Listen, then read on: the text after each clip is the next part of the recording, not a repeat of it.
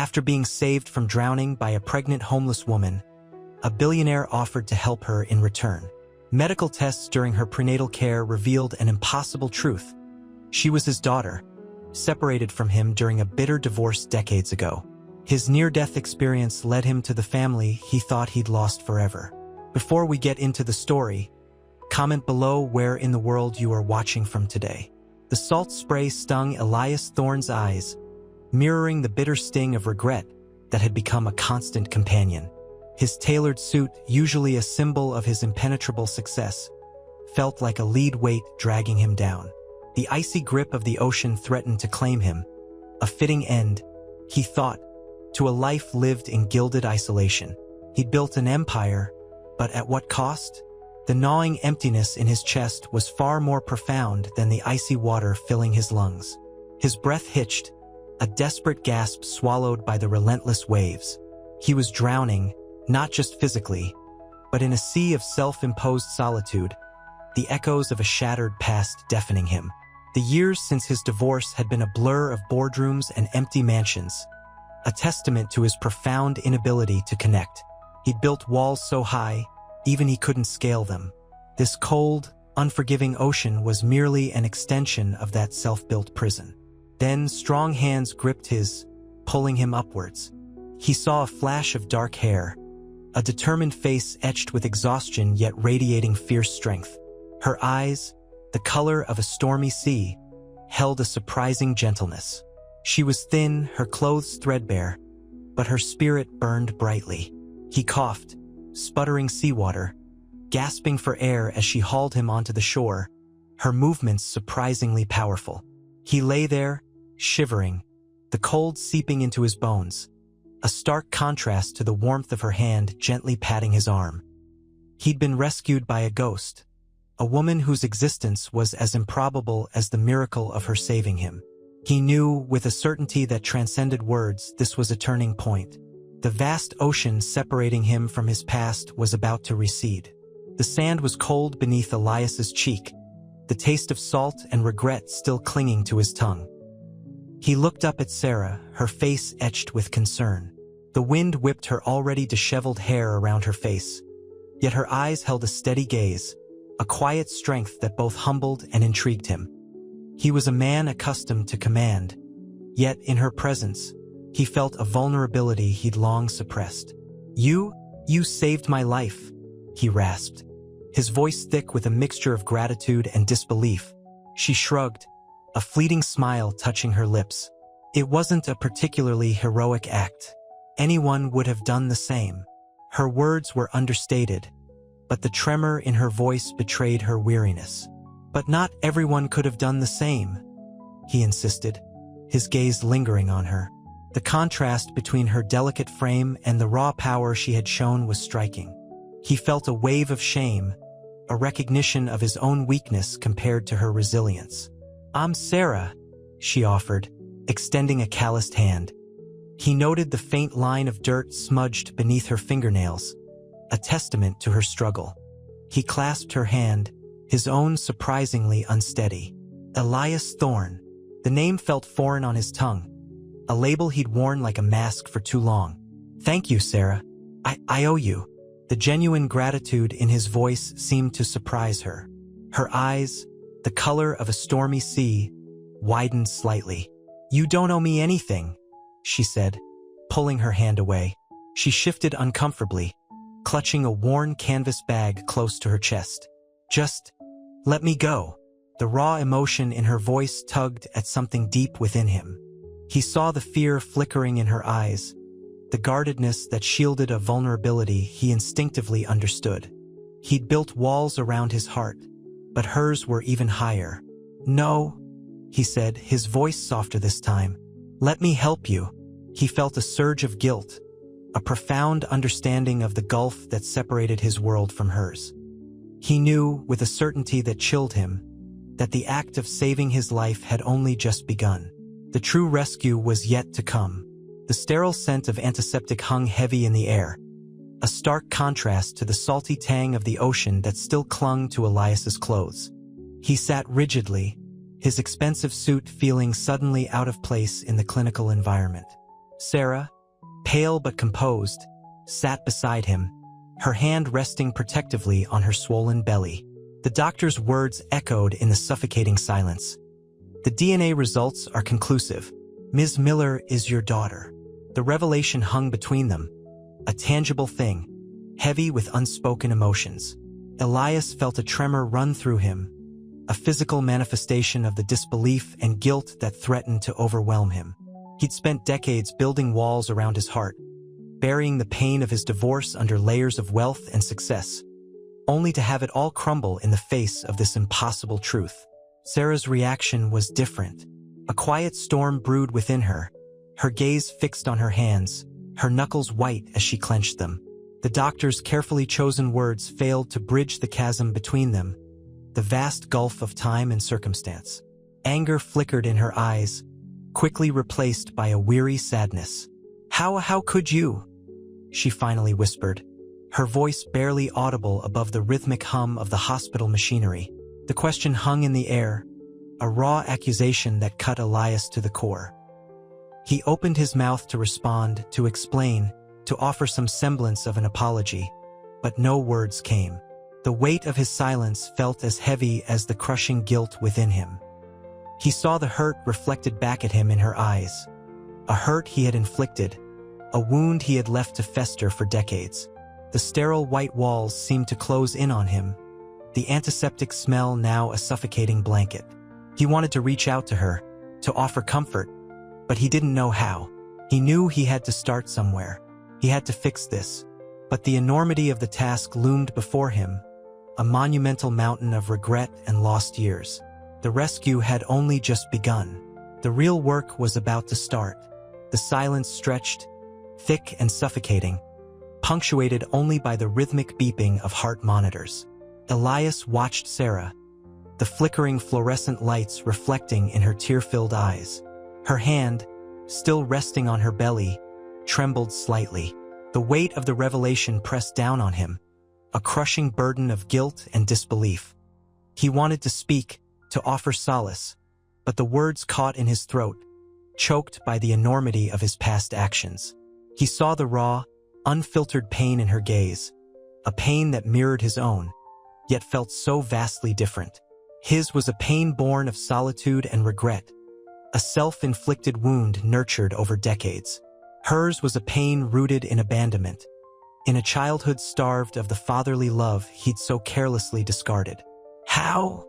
she whispered again, the question hanging in the air, fragile yet accusatory. The scent of antiseptic seemed to amplify the tension, the sterile environment a stark backdrop to the emotional chaos unfolding. He reached for her hand, his touch hesitant, unsure. Her flinch was barely perceptible, yet it pierced him like a physical blow. He recoiled, the gesture of comfort transforming into a symbol of his clumsy intrusion. The chasm between them yawned, a gulf carved by years of silence and unanswered questions. He had to bridge it, somehow. He had to begin the arduous process of repairing the fractured pieces of a life torn apart. He had to start with the truth. But how could he articulate the complexities of his past, the confluence of events that had led to this heartbreaking reunion? He had to begin somewhere. The rescue, he realized, was only the beginning. The real battle was just beginning. He needed to fight for this connection, for this daughter he'd lost and found in the most improbable of circumstances. The doctor cleared his throat, a gesture that broke the agonizing silence. The conversation had only begun. The journey of healing had only just started. The sterile scent of antiseptic clung to the air, a stark contrast to the salty tang of the ocean that had nearly claimed Elias's life just hours before. He watched Sarah, her face pale and drawn, the tremor in her hand still evident. The fluorescent lights hummed, a relentless soundtrack to the unspoken questions hanging heavy between them. The doctor's departure had left them alone, adrift in a sea of stunned silence. "How?" Sarah whispered again, her voice barely audible, a fragile question laced with accusation. Tears welled, blurring the already hazy lines of her exhausted face. Elias opened his mouth to speak, but the words failed him. The weight of decades of regret pressed down, a physical burden that made his chest ache. He wanted to reach for her, to offer comfort, but the memory of her flinch, that subtle recoil from his earlier attempt at touch, held him back.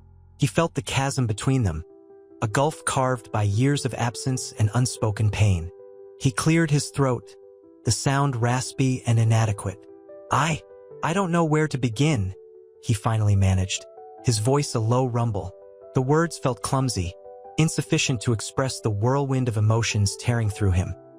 Disbelief, remorse, a desperate yearning for connection. Sarah's gaze was intense, unwavering. "You left me," she stated, not a question, but a stark declaration. Her voice low and steady, a deceptive calm masking the turmoil within. The accusation was not directed at the man sitting before her, but at the ghost of the father she'd never known, the phantom of a life stolen before it even began. He winced, the word a physical blow. "Yes," he admitted, his voice thick with shame, "and I am so profoundly sorry." The words felt hollow, inadequate, even to his own ears. He knew an apology wasn't enough. It couldn't erase the years of absence, the pain she'd endured. But it was a start, a fragile, tentative beginning in the face of a monumental task. He watched her struggle with her emotions, the conflicting currents of anger, confusion, and a flicker of something else, something akin to hope, perhaps, he thought. A tiny seed of forgiveness was taking root in the barren landscape of her hurt. The journey would be long and arduous, he knew, fraught with challenges and complexities. But in that shared silence, in the unspoken acknowledgement of their shared pain, a tenuous connection formed, a fragile bridge spanning the chasm between them. The rescue, he realized again, was only the first step on a far longer and more difficult path. The sterile hospital room felt colder than the ocean had been. Sarah shivered, pulling the thin blanket tighter around her. The fluorescent lights buzzed, a relentless counterpoint to the hammering of her own heart. Elias watched her, his gaze lingering on the delicate curve of her cheek, etched with exhaustion and a profound sadness that mirrored his own. He reached for her hand, hesitant, remembering her earlier recoil. This time she didn't pull away, her fingers, surprisingly cold, intertwined with his. I never knew," she whispered, her voice barely a breath, the words laced with a bewilderment that cut him to the core. He squeezed her hand gently, the simple act a silent apology for all the lost years. "I know," he murmured, his voice hoarse with emotion. The weight of his past actions pressed down on him, crushing him beneath the burden of his guilt.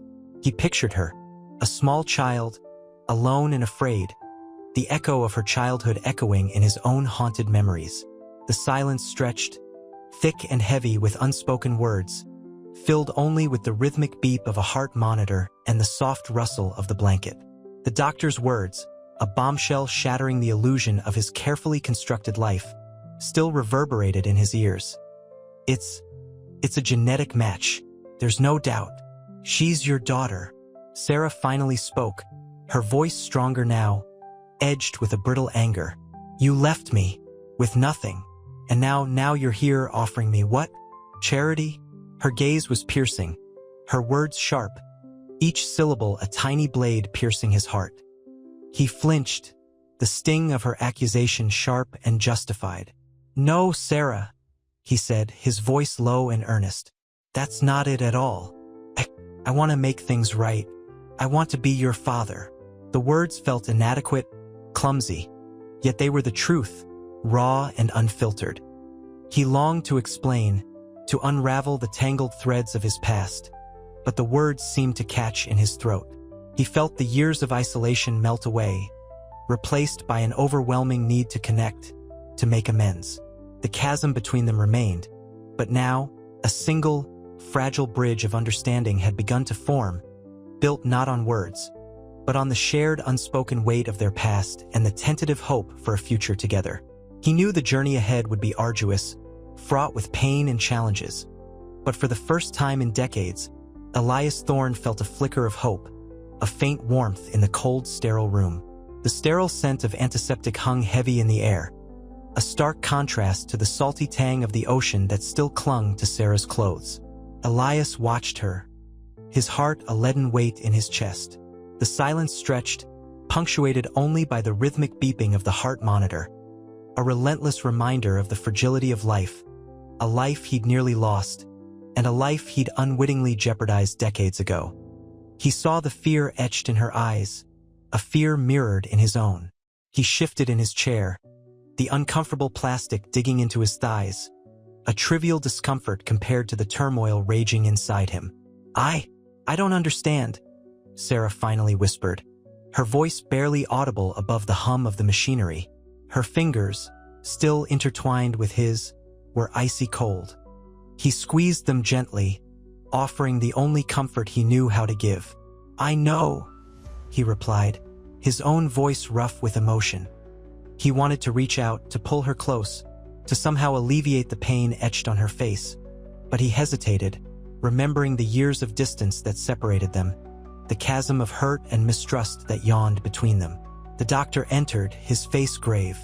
He placed a file on the table, the crisp white paper a stark contrast to the worn, threadbare blanket draped over Sarah. "The tests confirm it, Mr. Thorne," he said, his voice quiet, yet heavy with the weight of his words. "The DNA is a definitive match." Sarah's gaze snapped to Elias, her eyes wide, questioning, accusing. A single tear traced a path through the grime on her cheek, a silent testament to the complex emotions battling within her. Anger warred with disbelief, fear with a nascent hope. The weight of this revelation pressed down on both of them, a shared burden that transcended the sterile confines of the hospital room. This changes everything," she murmured, her voice trembling. The unspoken questions hung in the air, thick and heavy with unspoken accusations and years of silence. The hope of a father-daughter relationship was there, a fragile spark in the darkness, but overshadowed by the overwhelming weight of a past filled with loss and abandonment. He saw it in her eyes, the hurt, the anger, but beneath it all, a flicker of something else, a hesitant longing. He reached out again, his hand hovering over hers, seeking permission to offer comfort. This was not charity. It was a desperate attempt to bridge a chasm that had separated them for far too long. The journey ahead would be long, difficult, but he was ready to face it.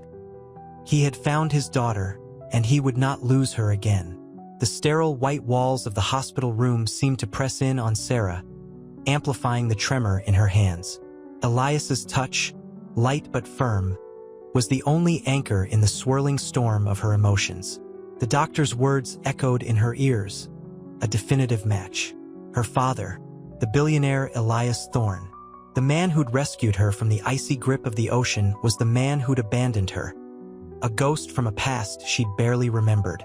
"It's a lot to take in," she whispered, her voice raspy. The air tasted metallic, the scent of antiseptic a sharp counterpoint to the lingering smell of salt and rain from the beach. She looked at her hands, calloused and worn from years of struggle, a stark contrast to the perfectly manicured hands of the man beside her. Elias watched her, a profound sadness etching itself into his features. He understood her silence, the unspoken accusations hanging between them like a suffocating shroud. He knew the chasm he had to bridge was vast, carved by years of neglect and a lifetime of missed opportunities. "I know," he said, his voice thick with emotion. He wanted to explain, to justify, but words seemed inadequate. He reached for her hand again, his fingers intertwining with hers. The contact sent a jolt through her, a strange mix of revulsion and something else, a hesitant warmth. The hospital room, usually a place of clinical detachment, felt charged with unspoken emotion. The beeping of the heart monitor was a relentless rhythm against the silence, a soundtrack to their unspoken grief. The weight of decades of separation pressed down on them, a shared burden heavier than any physical ailment. "Why?" she finally asked, the question barely a breath. The single word held a lifetime of pain, abandonment, and unanswered questions. It was a simple question, yet it held the weight of a lifetime. Elias swallowed, the lump in his throat a physical manifestation of his regret. He didn't know where to begin. How could he explain a life of self-imposed exile, of a love lost and a daughter abandoned? He closed his eyes, the images of his past flashing before him, the bitter divorce, the court battles, the chilling finality of losing her. The overwhelming guilt threatened to consume him. He opened his eyes, meeting her gaze. He saw the hurt, the fear, but also a flicker of something fragile, hope. And in that shared glance, across the gulf of years and misunderstanding, a tentative connection began to form. A connection forged not in comfort or familiarity, but in the shared trauma of a near-death experience and the impossible revelation of their true relationship. This was just the beginning. A long, arduous journey lay ahead, but for the first time in decades, Elias felt a glimmer of something he hadn't felt in years. Hope. The sterile scent of antiseptic battled with the lingering smell of sea salt clinging to Sarah's clothes. Elias, watching her, felt the weight of his actions press down on him, a physical burden as heavy as the guilt in his chest. He'd offered help, a lifeline thrown to a drowning woman, unaware it was his own daughter he'd rescued. The revelation hung between them, a fragile, unspoken thing. I don't understand," Sarah finally whispered, her voice barely audible above the rhythmic beep of the heart monitor. Her eyes, usually bright with resilience, were clouded with a confusion that mirrored his own. The room, despite the comforting warmth of the blankets, felt icy. Elias reached for her hand again, his touch hesitant. He felt the tremor in her fingers, a silent echo of the turmoil within her. He longed to speak, to explain the years of regret that gnawed at him, but the words caught in his throat. How could he bridge the chasm created by his absence, by a lifetime of lost opportunities? "There's so much you don't know," he began, his voice a low rumble. The words felt inadequate, a flimsy raft against the turbulent sea of her emotions. He wanted to tell her about the bitter divorce, the lies whispered by malicious lawyers, the agonizing struggle to find her again. But where to begin? How could he convey the depth of his remorse, the agonizing pain of a father's loss? He saw a flicker of anger spark in her eyes, a fierce ember ignited by years of quiet resentment. It was a justified anger, he knew, an entirely reasonable response to a life defined by abandonment. He deserved her anger. Sarah pulled her hand away, the sudden movement sharp and deliberate. The silence that followed was thick with unspoken accusations, a suffocating blanket woven from years of sorrow and misunderstanding. The beeping of the monitor seemed to amplify the silence, a relentless counterpoint to the storm raging within them. He watched her, helpless, his heart heavy with the weight of his past, the enormity of his mistake. This was only the beginning, and he braced himself for the arduous journey ahead, hoping against hope he could earn her forgiveness. The sterile white of the hospital room seemed to amplify the silence, a stark contrast to the chaotic storm raging inside Elias. Sarah's withdrawal felt like a physical blow, a confirmation of his deepest fears. He watched her, her face pale but resolute, the faint rise and fall of her chest the only evidence of life in the hushed room. The scent of antiseptic was almost suffocating. He reached for her hand again, his touch gentler this time, a plea for connection. "Sarah," he began, his voice a low tremor, "I understand your anger. Believe me, I deserve it. But please, let me try to explain." Her gaze remained fixed on the heart monitor, the rhythmic beep a relentless counterpoint to the silence. The fluorescent lights hummed overhead, a constant, almost mocking soundtrack to his despair. He felt the weight of years crushing him, years of self-imposed isolation, of a life lived in a gilded cage of his own making. He saw the subtle tremor in her hand, a barely perceptible response to his touch. A flicker of something, curiosity, maybe even a sliver of hope, briefly crossed her face before she pulled away again. "Explain what?" she finally whispered, her voice barely a breath. The words were laced with an icy anger that chilled him to the bone. "Explain how you could abandon me? How you could let me live like this?" A single tear escaped, tracing a glistening path through the dust on her cheek. Elias felt a wave of nausea wash over him, the guilt a physical weight in his stomach. He wanted to reach for her again, to offer some solace, some comfort, but he hesitated. He'd spent decades building walls around his heart, and now those walls threatened to topple, burying him under the avalanche of his regret. It wasn't as simple as that, he managed, his voice choked with emotion. He knew those words wouldn't suffice, that explaining the bitter battle of his divorce, the lies and manipulations of his ex-wife's lawyers, the relentless pursuit of his career, would only seem like weak excuses. He needed to show her, not just tell her, the depth of his remorse. And he knew this would take time, patience, and a level of vulnerability he had never dared to embrace. The journey ahead stretched before them, daunting and uncertain, but he was committed to traversing it with her, step by painful step. The faintest glimmer of hope, fragile as a butterfly's wing, ignited within him. The sterile white of the hospital room pressed in on Elias. Sarah's silence felt like a physical weight, a chasm separating them wider than any ocean. He watched her, her face etched with a weariness that belied her youth, the faint pulse in her wrist a fragile thread connecting them. The scent of antiseptic, usually sharp and clinical, felt suffocatingly sweet, mirroring the bittersweetness of this revelation. He reached out, his fingers hovering over hers, then retracting. The gesture, clumsy and hesitant, mirrored the turmoil in his soul. "Sarah," he began, his voice rough with unshed tears. "I understand your anger. God knows I deserve it. But please, let me try to..." "Try to what?" she interrupted, her voice flat, devoid of warmth. The single tear tracing a path down her cheek seemed to freeze mid-journey, a testament to her frozen emotions. He saw the tremor in her hand, a subtle sign of her inner turmoil, a ripple in the still pond of her controlled grief. It was a lifeline, and he clutched at it.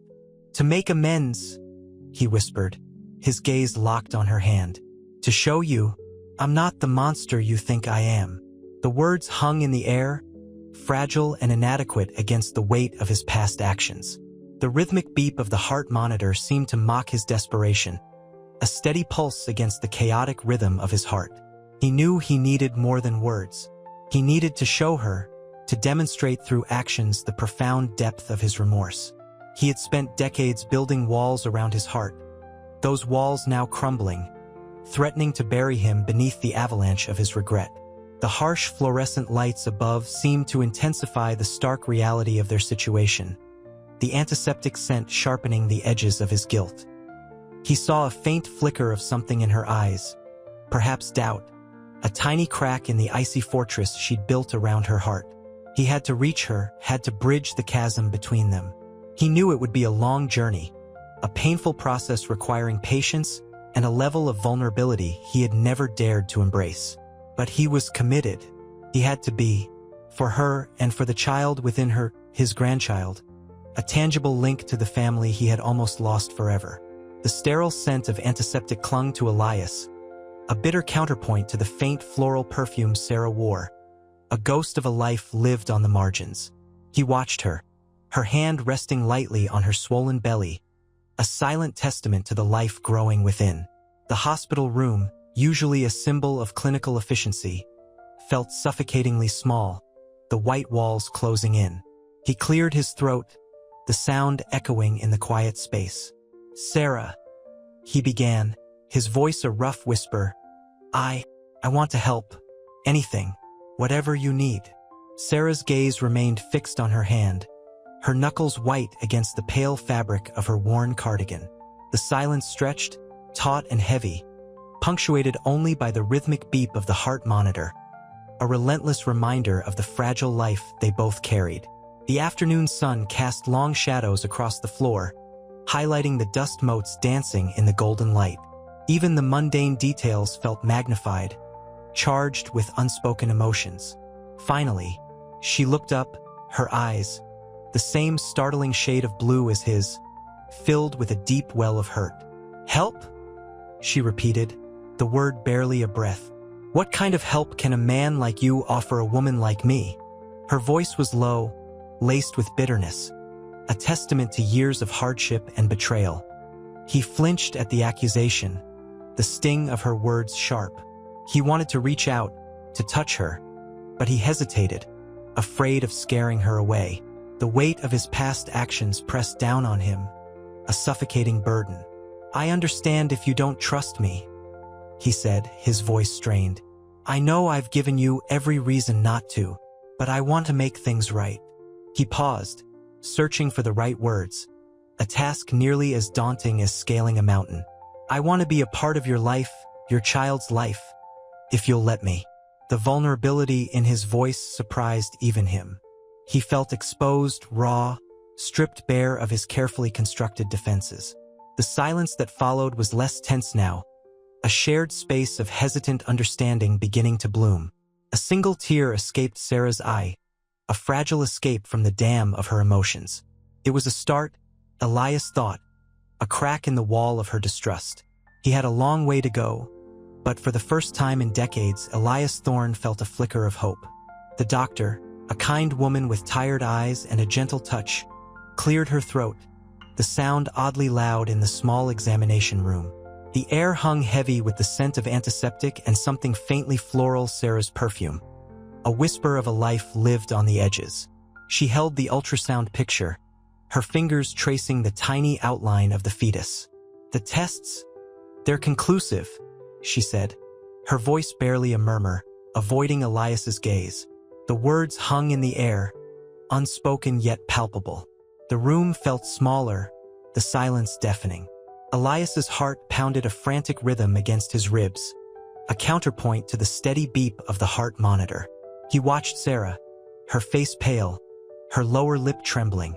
He saw a flicker of fear, a flash of anger, and something else, something that resonated deep within him, a mirroring of his own pain. The doctor continued, her voice hushed but firm. "The DNA results, they match. The father is—" She paused, her eyes meeting Elias's for the first time, a mixture of professional caution and profound astonishment in their depths. "Mr. Thorne, this child is your daughter." The words struck Elias like a physical blow. The room spun, the scent of antiseptic suddenly sharp and overwhelming. Disbelief warred with a crushing wave of grief, a lifetime of regret crashing over him. He saw Sarah's face again, her eyes mirroring the profound shock and confusion in his own. The years stretched out before him, the bitterness of his divorce, the loss he'd never allowed himself to truly feel. His daughter, lost, found again in the most improbable of circumstances. Sarah's breath hitched, a silent sob escaping her lips. "No," she whispered, her voice barely audible, a tremor running through her. The ultrasound picture slipped from her grasp, falling silently to the floor. The world tilted on its axis, the familiar sounds of the clinic fading into a muffled drone. The enormity of it all, the revelation, the lost years, the pain threatened to overwhelm her. She looked at Elias, her eyes filled with a complex mixture of disbelief, anger, and something that looked hauntingly like fear. The silence stretched, thick and suffocating, broken only by the rhythmic beep of the heart monitor. Sarah's eyes, wide and unfocused, darted around the sterile white room, searching for an escape from the impossible truth that hung in the air. The scent of antiseptic, sharp and clinical, clashed with the faint floral scent of her cheap, lavender-scented soap, a poignant reminder of her life before this shattering revelation. Elias felt a cold dread creep into his bones, a chilling counterpoint to the sudden, fierce heat rising in his chest. He watched Sarah, his daughter, his lost daughter, her face etched with a mixture of disbelief and pain that mirrored his own. He wanted to reach out, to offer comfort, but his hand froze, unsure of what to do, how to breach the chasm of years and unspoken words that yawned between them. Sarah began, her voice trembling, a fragile whisper lost in the echoing silence. She swallowed hard, the movement visible in the delicate curve of her throat. Tears welled in her eyes, threatening to spill over. I don't understand." The doctor, sensing the emotional overload, gently placed a comforting hand on Sarah's arm. It's a lot to take in, dear. We can arrange for a counselor.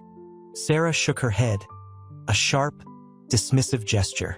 Her gaze, still unfocused, shifted to Elias, landing on him with a mixture of accusation and bewilderment.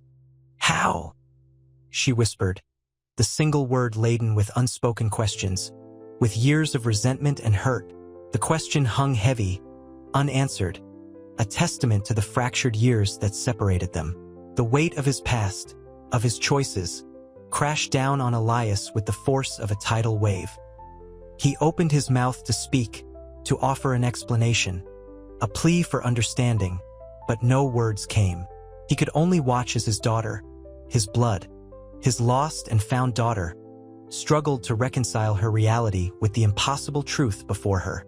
The small ultrasound picture, discarded on the floor, seemed to mock the fragile hope blooming amidst the wreckage of their past.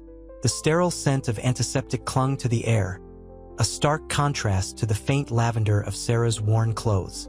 Tears streamed down her face, blurring the already indistinct lines of the ultrasound picture lying discarded on the floor, a tiny, grainy image of the life growing inside her, a life inextricably linked to the man staring at her with a mixture of awe and despair. Elias felt the cold grip of disbelief tighten around his heart. His daughter, his lost daughter, found in the most improbable of circumstances. How? Sarah whispered again, the word a fragile crack in the dam of her composure. Her voice, raw with emotion, barely audible above the rhythmic beeping of the heart monitor. The question hung between them, heavy with the weight of unspoken years, accusations, and a lifetime of what-ifs.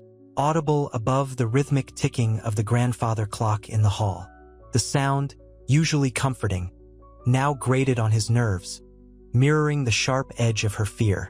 He reached for her hand again, his touch gentle, reassuring. He felt the tremor in her fingers, the subtle flinch of her body.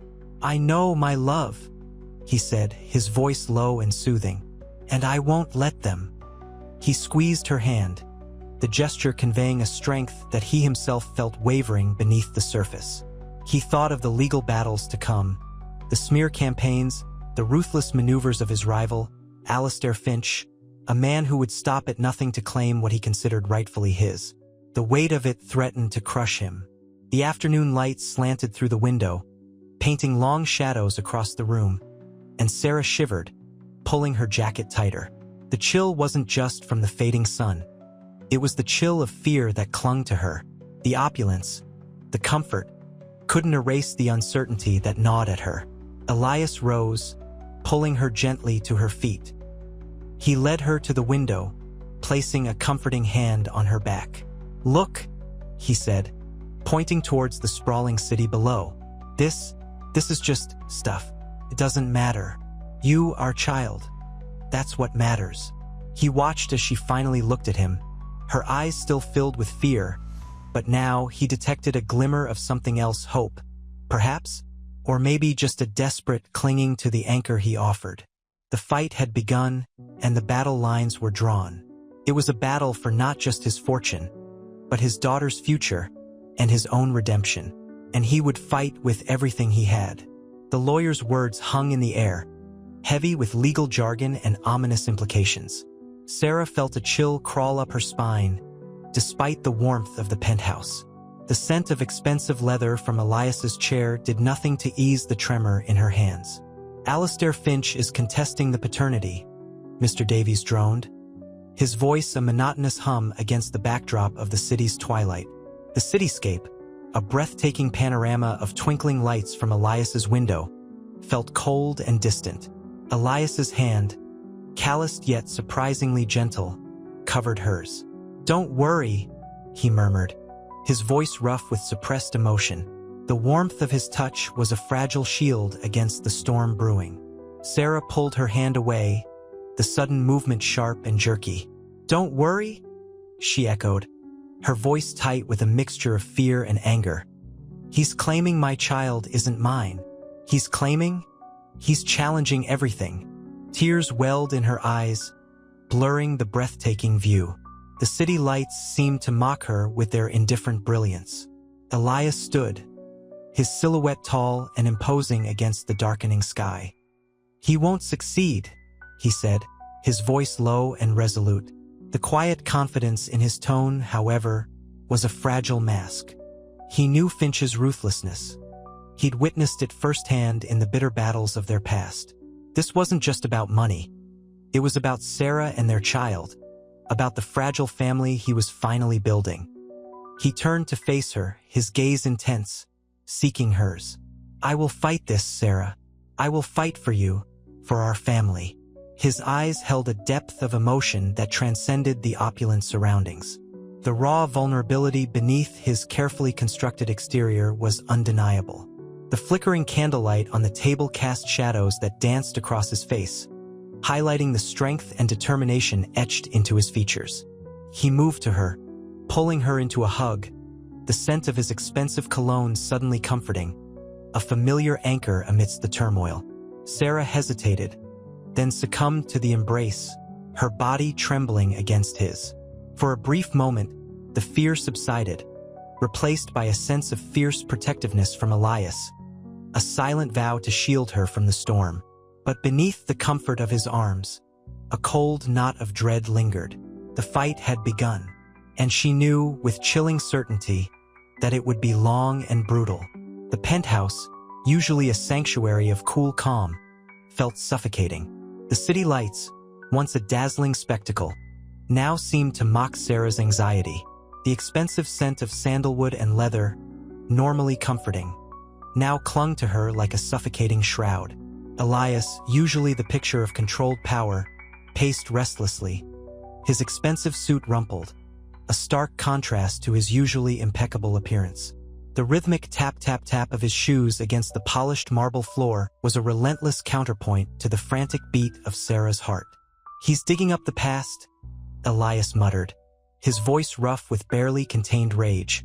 He stopped pacing, turning to Sarah, his eyes filled with a protectiveness that both soothed and alarmed her. The intensity of his gaze was almost overwhelming. "Digging up the past?" Sarah echoed, her voice barely a whisper. The fear that had gripped her earlier hadn't subsided. It had simply morphed into a chilling dread, cold and heavy in her chest. The weight of his family's secrets pressed down on her, a burden she hadn't anticipated. "Finch," Elias growled, the name itself a venomous hiss. "He's using everything, my divorce, your mother. He's trying to tear us apart." He ran a hand through his hair, the gesture revealing a vulnerability Sarah hadn't seen before. It was a glimpse behind the carefully constructed facade of the billionaire, revealing the man beneath. A man scared, desperate, and fiercely protective. Sarah's gaze fell to her hands, the tremor still present. The lawyer's words echoed in her ears. "Alistair Finch is contesting the paternity?" The thought of her child being dragged into this legal battle, this war waged over money and resentment, filled her with a chilling dread. She could almost feel the cold fingers of fear reaching for her unborn child. "What can we do?" she whispered, her voice barely audible above the low hum of the city. The question hung in the air, heavy with unspoken fear and desperation. Elias's answer was a fierce, protective silence, his eyes burning with a resolve that mirrored her own growing desperation. The fight had begun, and the stakes were higher than either of them could have imagined. The opulent penthouse, with its breathtaking views and luxurious furnishings, felt like a gilded cage, trapping them in a battle they had never expected. The battle for their family was truly underway. The scent of brewing coffee, a stark contrast to the penthouse's usual expensive perfumes, hung in the air. Sunlight, filtered through the sheer curtains, illuminated dust motes dancing in the otherwise pristine living room. Elias, unshaven and in worn jeans, sat opposite Sarah, who nervously cradled a mug. The opulent surroundings felt strangely out of place, a jarring backdrop to their fragile truce. "He's been digging through my past," Elias said, his voice low, a stark contrast to his usual controlled baritone. The weariness etched on his face was a testament to sleepless nights spent battling Finch's legal maneuvers. Sarah's fingers tightened around her mug. "My mother," she whispered, the words catching in her throat. The memory of her mother's frail figure, the haunting silence of their tiny apartment, threatened to overwhelm her. "I know," Elias said gently, his gaze softening. He reached across the small space separating them, his hand hovering over hers for a brief moment before retracting. The unspoken understanding hung between them, heavy with shared sorrow and a burgeoning hope. "I'm so sorry, Sarah, for everything." A single tear traced a path down Sarah's cheek. The unspoken accusations, the years of resentment, seemed to dissipate in the face of his genuine remorse. The weight of her anger, once a crushing burden, felt lighter, replaced by a fragile understanding. It's not just about the money," she murmured, her voice barely audible. "It's about what was taken from me, from us." Elias nodded, his eyes mirroring her pain. He understood the depths of her loss, the years stolen, the dreams deferred. He saw in her eyes the reflection of his own regret, the haunted look of a life lived in the shadow of a profound loss. He rose, walking to the window, the city sprawling below like a glittering tapestry. "Finch won't win," he said, his voice firm, resolute. "I'll fight for you, for my granddaughter." He turned, meeting her gaze. The steel in his eyes was tempered by a warmth she hadn't anticipated. The billionaire was gone, replaced by a father determined to protect his daughter and his soon-to-be-born grandchild from the shadows of his past. The fight for their family had begun, but in the quiet intimacy of that morning, a fragile hope had taken root. The aroma of cinnamon and apples filled Sarah's small, rented apartment, a comforting contrast to the sterile scent of the hospital.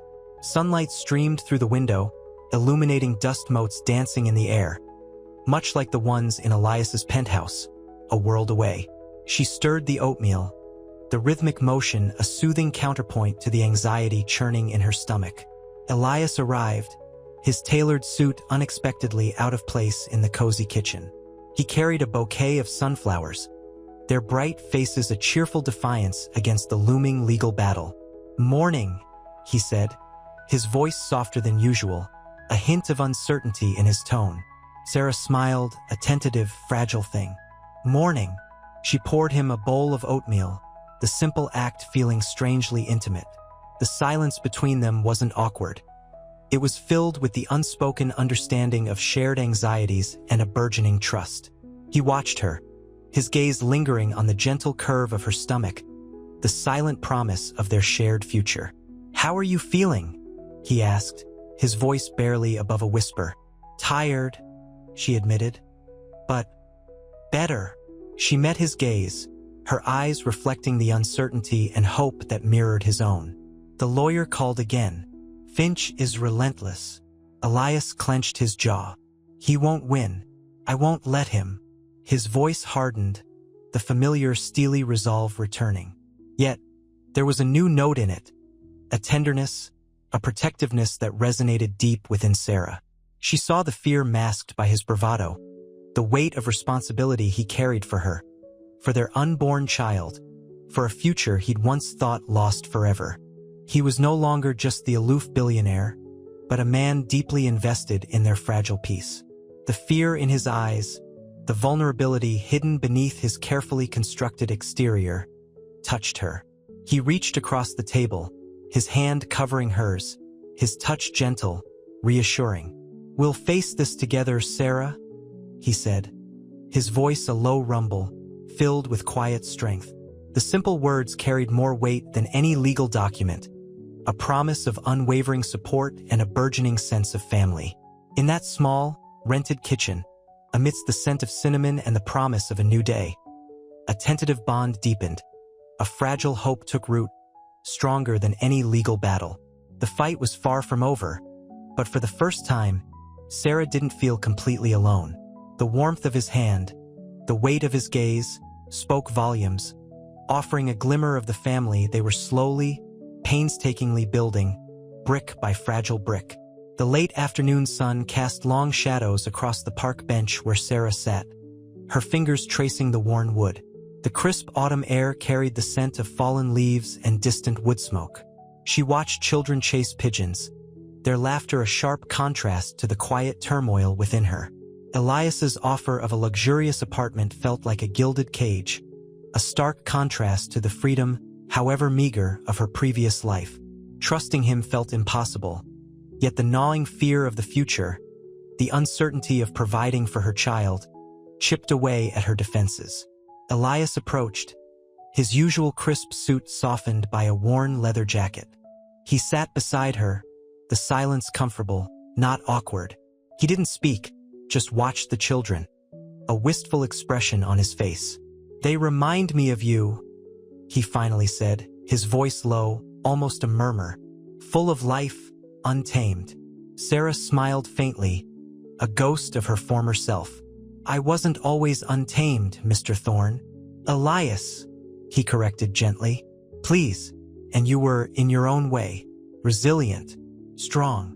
He picked up a fallen leaf, its crimson a mirror of the emotions swirling within them. "Just like this leaf, you've weathered a storm."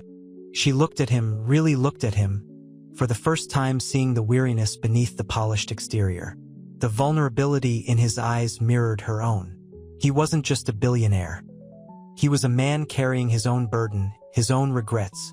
The chasm between them began to shrink, replaced by a tentative understanding, a shared vulnerability. The legal battle loomed, Finch's threats echoing in the silence. But for a moment, it faded into the background, overshadowed by the quiet connection growing between them. The setting sun painted the sky in hues of orange and purple, a breathtaking backdrop to their fragile truce. The air crackled with unspoken words, a silent promise hanging between them, heavier than any legal document.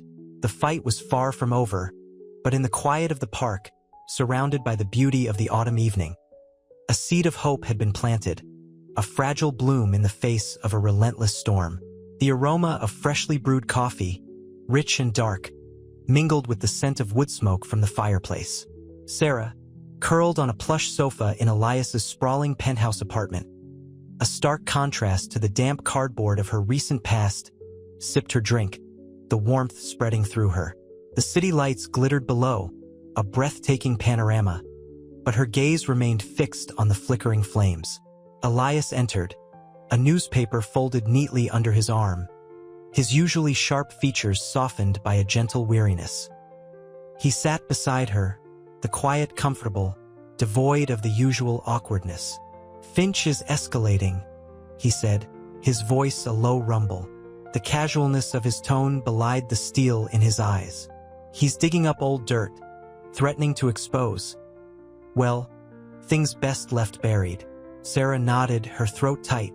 The weight of his wealth, the looming legal battle, the shadow of her past, it all pressed down on her. Fear, sharp and cold, pierced the warmth of the firelight. "I don't want to hurt you, Elias," she whispered, her voice barely audible above the crackling fire. He reached for her hand, his touch surprisingly gentle. "You won't. I'll protect you, both you and the baby." His gaze held hers, sincere and unwavering. The warmth of his touch, the steadiness of his gaze, it eased the fear. A sliver of trust, fragile yet persistent, began to bloom in her heart. He continued, his voice softer now.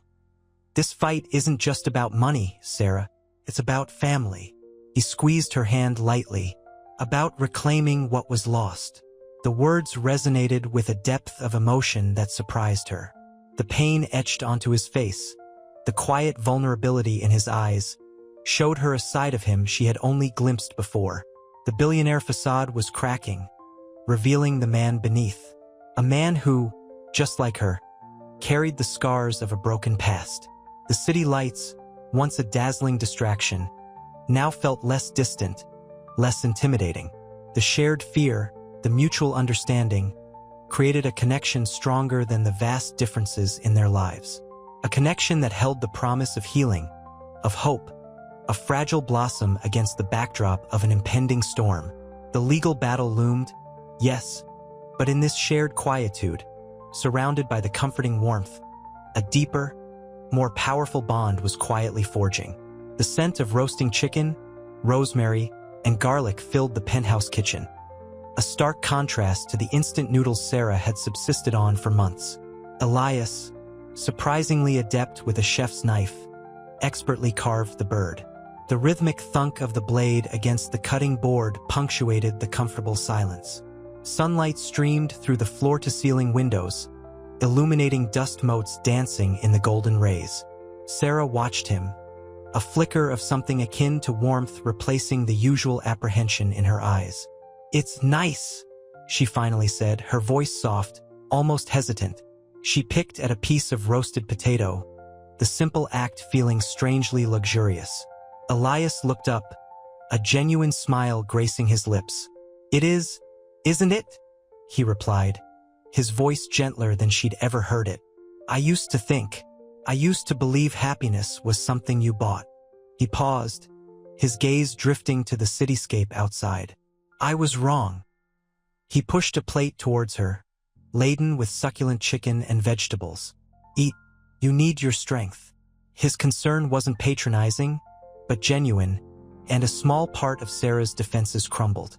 Later, curled on the plush sofa, a shared blanket draped over them, they watched a vintage film. Elias's quiet chuckles at the slapstick humor were infectious, and Sarah found herself laughing freely, the sound echoing through the vast apartment. For a fleeting moment, the looming threat of Finch, the weight of the past, the chasm between their worlds, all faded away. They were simply two people, sharing a quiet evening, a shared laugh bridging the gap between billionaire and homeless woman, father and daughter. The unspoken bond between them, fragile yet growing stronger, was more potent than any legal battle. The shared warmth, the quiet understanding, hinted at a future that was both daunting and breathtakingly hopeful. The scent of wood smoke and coffee remained, but now, it was mingled with the comforting aroma of home-cooked food, the scent of family in its nascent stage. The mahogany desk in Elias's study felt cold beneath Elias's hands. He stared at the faded photograph, a younger, vibrant him, laughing, his ex-wife, Clara, her arm draped possessively around his waist. Sarah, a cherubic toddler, clutched a bright red balloon, her smile mirroring her mother's. The image pulsed with a bittersweet ache, a phantom limb of a life lost. The silence in the room was heavy, punctuated only by the rhythmic ticking of a grandfather clock in the hall. He ran a hand through his thinning hair, the weight of his past pressing down on him like a physical burden. He needed to understand. He needed to apologize. He picked up the phone, his finger hovering over the number. He knew Clara wouldn't be thrilled to hear from him, not after all these years. The bitterness, the accusations, the venom of their divorce still hung in the air, a phantom smell clinging to his memories. But Sarah deserved answers, and so did he. He needed closure, not just for himself, but for his daughter. He dialed. The phone rang, each ring a small hammer blow against his composure. Clara's voice, though cool, was unmistakable. "Elias." The single word hung in the air, devoid of warmth, laced with caution. "Clara, it's been a long time," he began, his voice a low rumble, his throat tight with unspoken apologies. He could almost hear her flinch at the sound of his voice. The conversation was strained, halting. Clara's defenses were high, her words measured, each syllable a carefully placed stone in a wall of resentment. He listened patiently, absorbing her pain, her anger, her justified accusations. He acknowledged his failures, his selfishness, his blindness. He didn't try to excuse himself, but simply to understand the depth of his mistakes and the pain he'd inflicted. He listened to her recount the events surrounding Sarah's disappearance, the desperation, the helplessness. The pain in her voice mirrored his own self-reproach. He learned of the circumstances that led to their bitter parting and his daughter's abandonment, details hidden for so long beneath the wreckage of his self-imposed exile. The conversation lasted for hours, a slow, painstaking excavation of buried emotions and long-suppressed truths. By the end, exhaustion battled with a fragile sense of relief. The weight wasn't entirely lifted, but it had shifted, slightly, a tremor in the earth before a larger quake. He had taken the first step toward reconciliation, a shaky step towards forgiveness. The road ahead was long, arduous, but the path was now slightly clearer. He hung up the photograph of his family, a silent testament to a future he hoped to build, brick by painstaking brick. The aroma of brewing coffee, a scent Elias hadn't associated with comfort in years, hung in the air of his newly renovated guest house. Sarah, nestled on a plush sofa, cradled a steaming mug, her gaze fixed on the dancing flames in the fireplace. The contrast between the opulent surroundings and her simple attire, worn jeans and a faded sweater, was stark, yet somehow harmonious. He watched her, a silent observer, captivated by the quiet strength radiating from her. "It's nice," she murmured, her voice barely above a whisper, more to herself than to him. He sensed a flicker of vulnerability beneath her guarded exterior. Elias crossed the room, the polished wood gleaming under the soft lamplight. He settled into an armchair opposite her, the silence comfortable rather than tense. "It's just a house, Sarah. What matters is us," he said, his voice carefully neutral, avoiding any hint of the overwhelming emotion churning within him. She looked up, her eyes, the same shade of hazel as his own, searching his. "Us?" she repeated, the word tinged with uncertainty. "It's hard to imagine. After everything." "I know," he admitted, the honesty easing the tension between them. "But I'm trying. I'm trying to be a father, a grandfather. Not the one I was before." He paused, his gaze meeting hers. "I failed you, Sarah. I failed Clara. And I won't let that happen again." The fire crackled, casting dancing shadows on their faces. A tear traced a path down Sarah's cheek, unnoticed until she brushed it away. A small, almost imperceptible gesture. "I wish it was that easy," she whispered, her voice breaking slightly. "To just forget." He reached across the space separating them, his hand hovering over hers. She didn't pull away. The touch was brief, a silent acknowledgement of their shared past, present, and uncertain future. The unspoken words hung between them, heavy with years of regret, longing, and a nascent hope. The warmth of the fire, the scent of coffee, the quiet understanding in their eyes, all contributed to a fragile sense of peace. A first tentative step on a long and arduous journey towards healing. The future remained uncertain, but for the first time in decades, Elias felt a sliver of optimism piercing through the darkness. The crisp autumn air bit at Elias's cheeks as he stood on the sprawling lawn of his estate, overlooking the vibrant tapestry of fall foliage. The vastness of the property, once a symbol of his isolation, now felt different. He inhaled deeply, the scent of damp earth and decaying leaves a stark contrast to the sterile perfumes that once filled his mansion.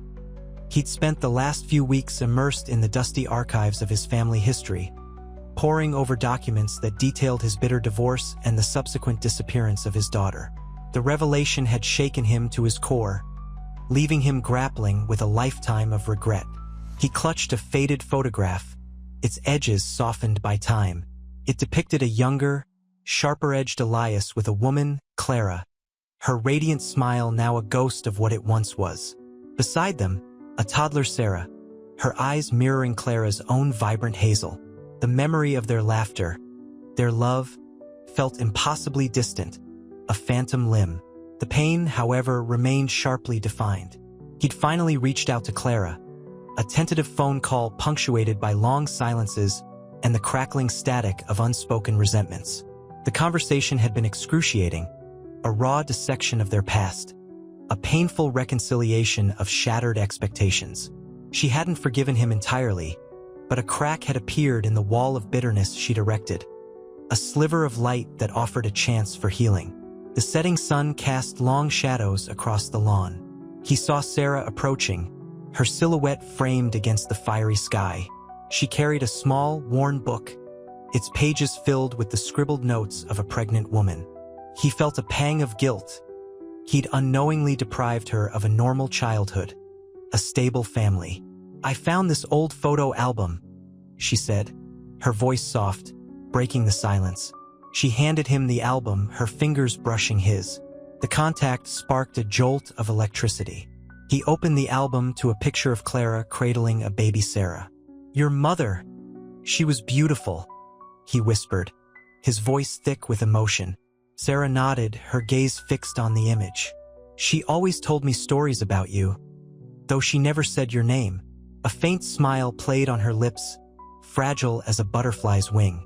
"She said you were different." "Different how?"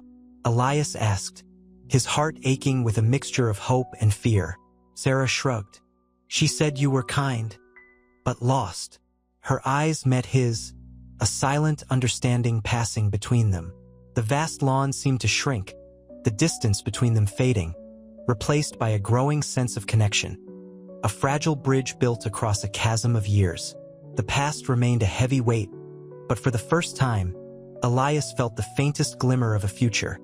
A shared future, brimming with the promise of healing and the possibility of love. The mahogany desk, usually a symbol of Elias's power, felt cold and impersonal under his hands. He traced the lines of a faded photograph, Clara, younger, her eyes shining with a light he hadn't seen in decades. The scent of old paper and leather filled the air, a tangible reminder of the years lost. He'd spent hours poring over legal documents, his initial anger morphing into a crushing wave of regret. The bitter divorce, the accusations, the fight for custody. It all clawed at him now, a physical pain in his chest. He picked up the phone, his hand trembling slightly. The dial tone echoed in the silent study, each ring amplifying his anxiety. He'd rehearsed this conversation 100 times, each iteration ending differently.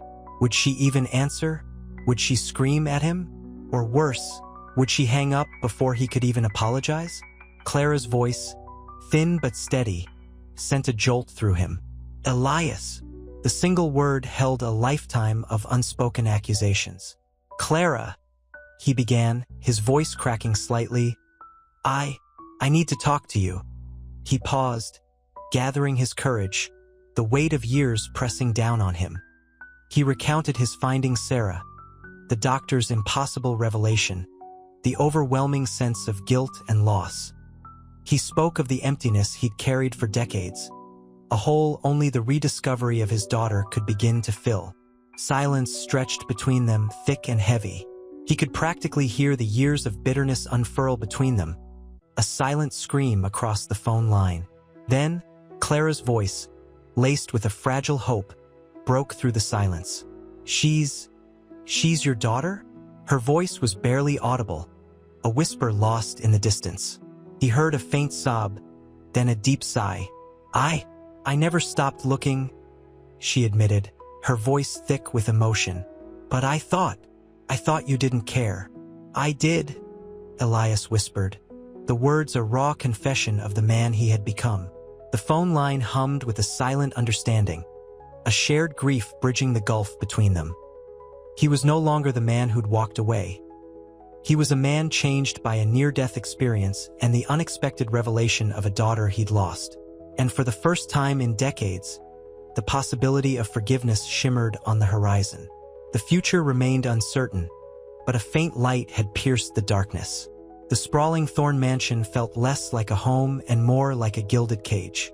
Sunlight streamed through the arched windows, illuminating dust motes dancing in the opulent ballroom, a silent testament to Elias's years of self-imposed isolation.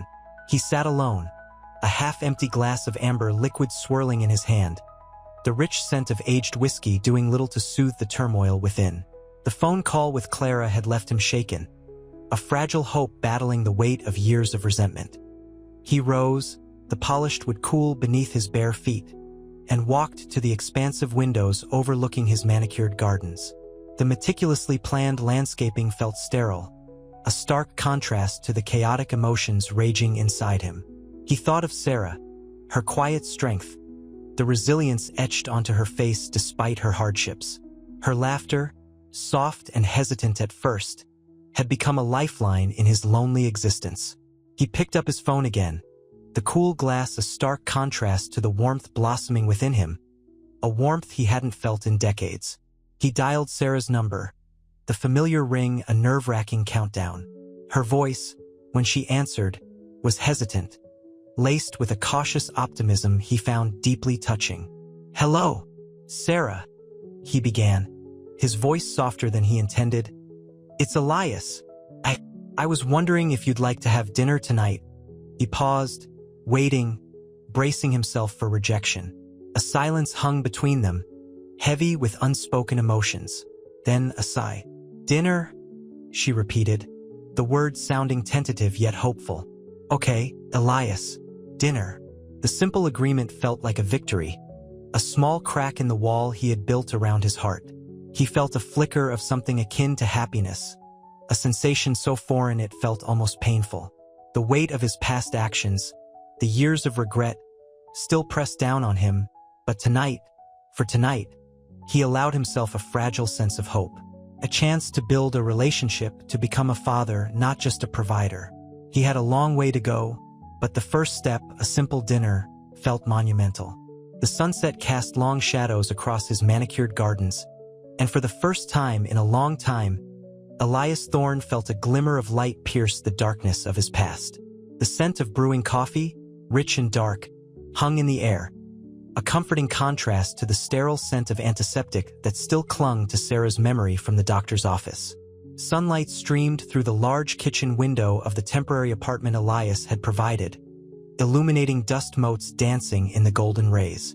It was a far cry from the cramped, damp shelter she'd called home, yet the luxury felt unsettling, a gilded cage of sorts. Elias, surprisingly comfortable in an apron, flipped pancakes with practiced ease. The sight, so incongruous with his image of cold, detached billionaire, tugged at something deep within her. "More syrup?" he asked, his voice a low rumble that sent a surprising shiver down her spine.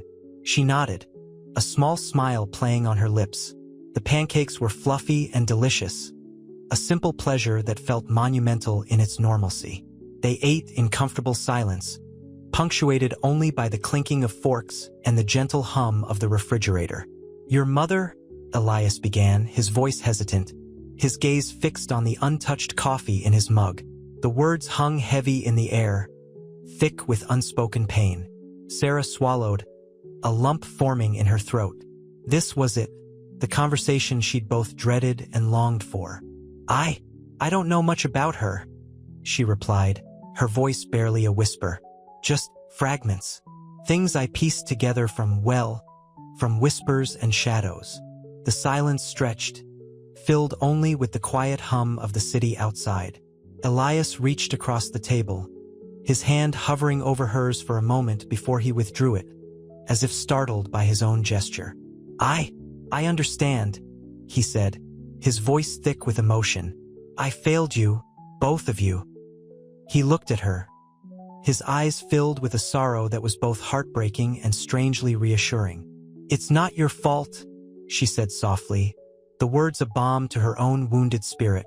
"Things happened." She trailed off, unable to articulate the years of anger and hurt she carried. He nodded, his gaze settling on the window, the city lights twinkling like a million fallen stars. "No," he said quietly, "it is, and I'll spend the rest of my life trying to make it right." He met her gaze, a silent promise echoing in his eyes. The weight of his past actions still hung heavy, yet a new light, a fragile hope, flickered within him. He'd lost decades, but he was determined to salvage what remained. The pancake lay half-eaten on her plate, a small testament to a larger, more complex conversation still unfolding. The mahogany desk, polished to a mirror sheen, reflected Elias's weary face. He stared at the framed photograph, a younger, sharper version of himself, a woman with laughing eyes, and a tiny Sarah, barely a toddler, clutching a worn teddy bear. The image pierced him with a fresh wave of grief. He swirled the amber liquid in his brandy snifter, the ice clinking a mournful counterpoint to the silence of his opulent study. He'd spent a lifetime building this empire, a monument to his success, yet it felt like a mausoleum of loneliness. The knock on the door was hesitant, soft. "Come in," he said, his voice raspy. Sarah entered, her pregnant belly prominent beneath a simple sweater. The sunlight catching her hair made it seem to shimmer, a halo against the somber tones of the room. She carried a worn book, its cover faded. "I found this in the attic," she said, her voice low. "A children's book. I think it was mine." She held it out, her hand trembling slightly. The book depicted fantastical creatures, its pages brittle with age. Elias took the book, his fingers tracing the worn edges. A wave of emotion, a complex mix of guilt and longing, washed over him. He saw a reflection of his own past mistakes in the faded colors, the worn pages a testament to lost time. I'm sorry, Sarah," he whispered, the words catching in his throat. The apology felt inadequate, a pathetic offering against the backdrop of his decades of absence. He looked up at her, seeing the years of hardship etched into her face, a stark contrast to the pampered life he had always known. He saw strength and resilience, a quiet dignity that humbled him. "It's okay," she replied, her voice soft but firm. Her eyes, though, held a deep well of unresolved pain, a hint of forgiveness struggling to surface. She sat down on the plush armchair, her posture stiff, her gaze fixed on the floor. The silence stretched, heavy with unspoken words, filled only with the rhythmic ticking of a grandfather clock in the hall. The ticking was a relentless reminder of the time irretrievably lost, of the years stolen from them both. The silence was a testament to the chasm that still existed between them. Yet in that silence, a fragile seed of understanding began to take root, nurtured by the shared grief and the weight of their shared past. A glimmer of hope, fragile as a newborn's breath, flickered in the stillness. The sprawling estate felt less like a home and more like a gilded cage. Elias, surrounded by the opulence he'd meticulously crafted, felt the chill of his isolation seep into his bones.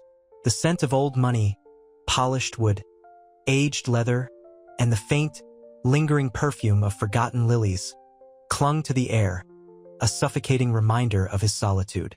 He sat at his desk, the mahogany cool beneath his fingertips, sifting through old financial records, each page a testament to a life lived in pursuit of something he could no longer define. The rhythmic tap-tap-tap of his pen against the paper was a lonely soundtrack to his introspection. He thought of Sarah, her quiet strength, the resilience etched into her face. He remembered the vulnerability in her eyes, a vulnerability that mirrored his own. The shared meal they'd had last night, a simple pasta dish, prepared by a chef, yet imbued with a warmth far exceeding the culinary skill, lingered in his memory. He'd seen a flicker of connection, a brief moment where their gazes locked, and he'd glimpsed something akin to acceptance. But the shadow of his past still loomed large, a constant reminder of the choices he'd made, the damage he'd inflicted. He rose, the creak of his chair a sharp sound in the otherwise silent study. He walked to the window, the city lights twinkling like scattered diamonds below. He saw, in the distance, the faint glow of the hospital where Sarah lay, resting, her baby nestled close. The image stirred a profound sense of responsibility within him. A sudden memory surfaced, a younger Elias, filled with youthful arrogance, dismissing his wife's concerns, his actions fueled by ambition. The bitter acrimony of their divorce played out in his mind, a relentless replay of his own failings. He'd lost Sarah then, lost his wife, lost a part of himself. The pain was a dull ache, a constant companion. The regret was a crushing weight, heavy on his chest. He closed his eyes, bracing himself against the surge of emotion, the realization that this time, he couldn't let her, or her child, slip away. He needed to change. He had to. The weight of his past was immense, but it would not define his future. The sterile scent of antiseptic hung heavy in the air, a stark contrast to the earthy aroma of the lavender oil Sarah always used. Elias sat beside her hospital bed, the rhythmic beeping of the heart monitor a constant, unsettling rhythm.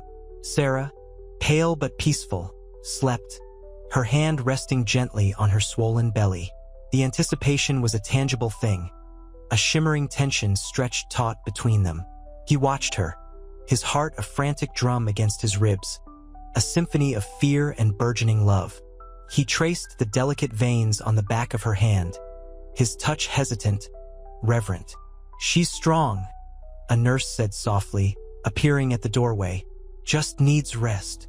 Elias nodded, his throat tight with unshed tears. The nurse's words were a balm, but the underlying anxiety remained. The thought of losing Sarah, or her child, sent a fresh wave of icy dread through him. He remembered the reckless ambition that had driven him years ago, the blinding success that had cost him so dearly. Now, the stakes were higher, the consequences far more devastating. He wouldn't lose them. He couldn't. Later, as the dawn painted the hospital room in soft hues of rose and gold, Sarah woke. Her eyes, still weary, met his. A small smile touched her lips. "Morning," she whispered, her voice raspy. "Morning," he replied, his voice thick with emotion. He reached for her hand, his touch now more confident. "How are you feeling?"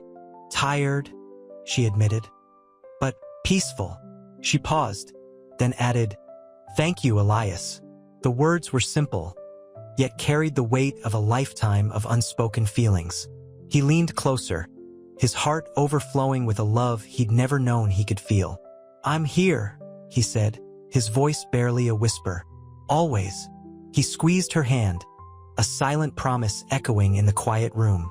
The fear hadn't vanished entirely, but it was tempered now by a fierce determination, a resolve to protect this fragile piece, this burgeoning family he'd almost lost forever.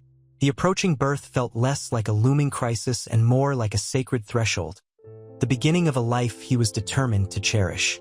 The days that followed were a blur of anxious anticipation.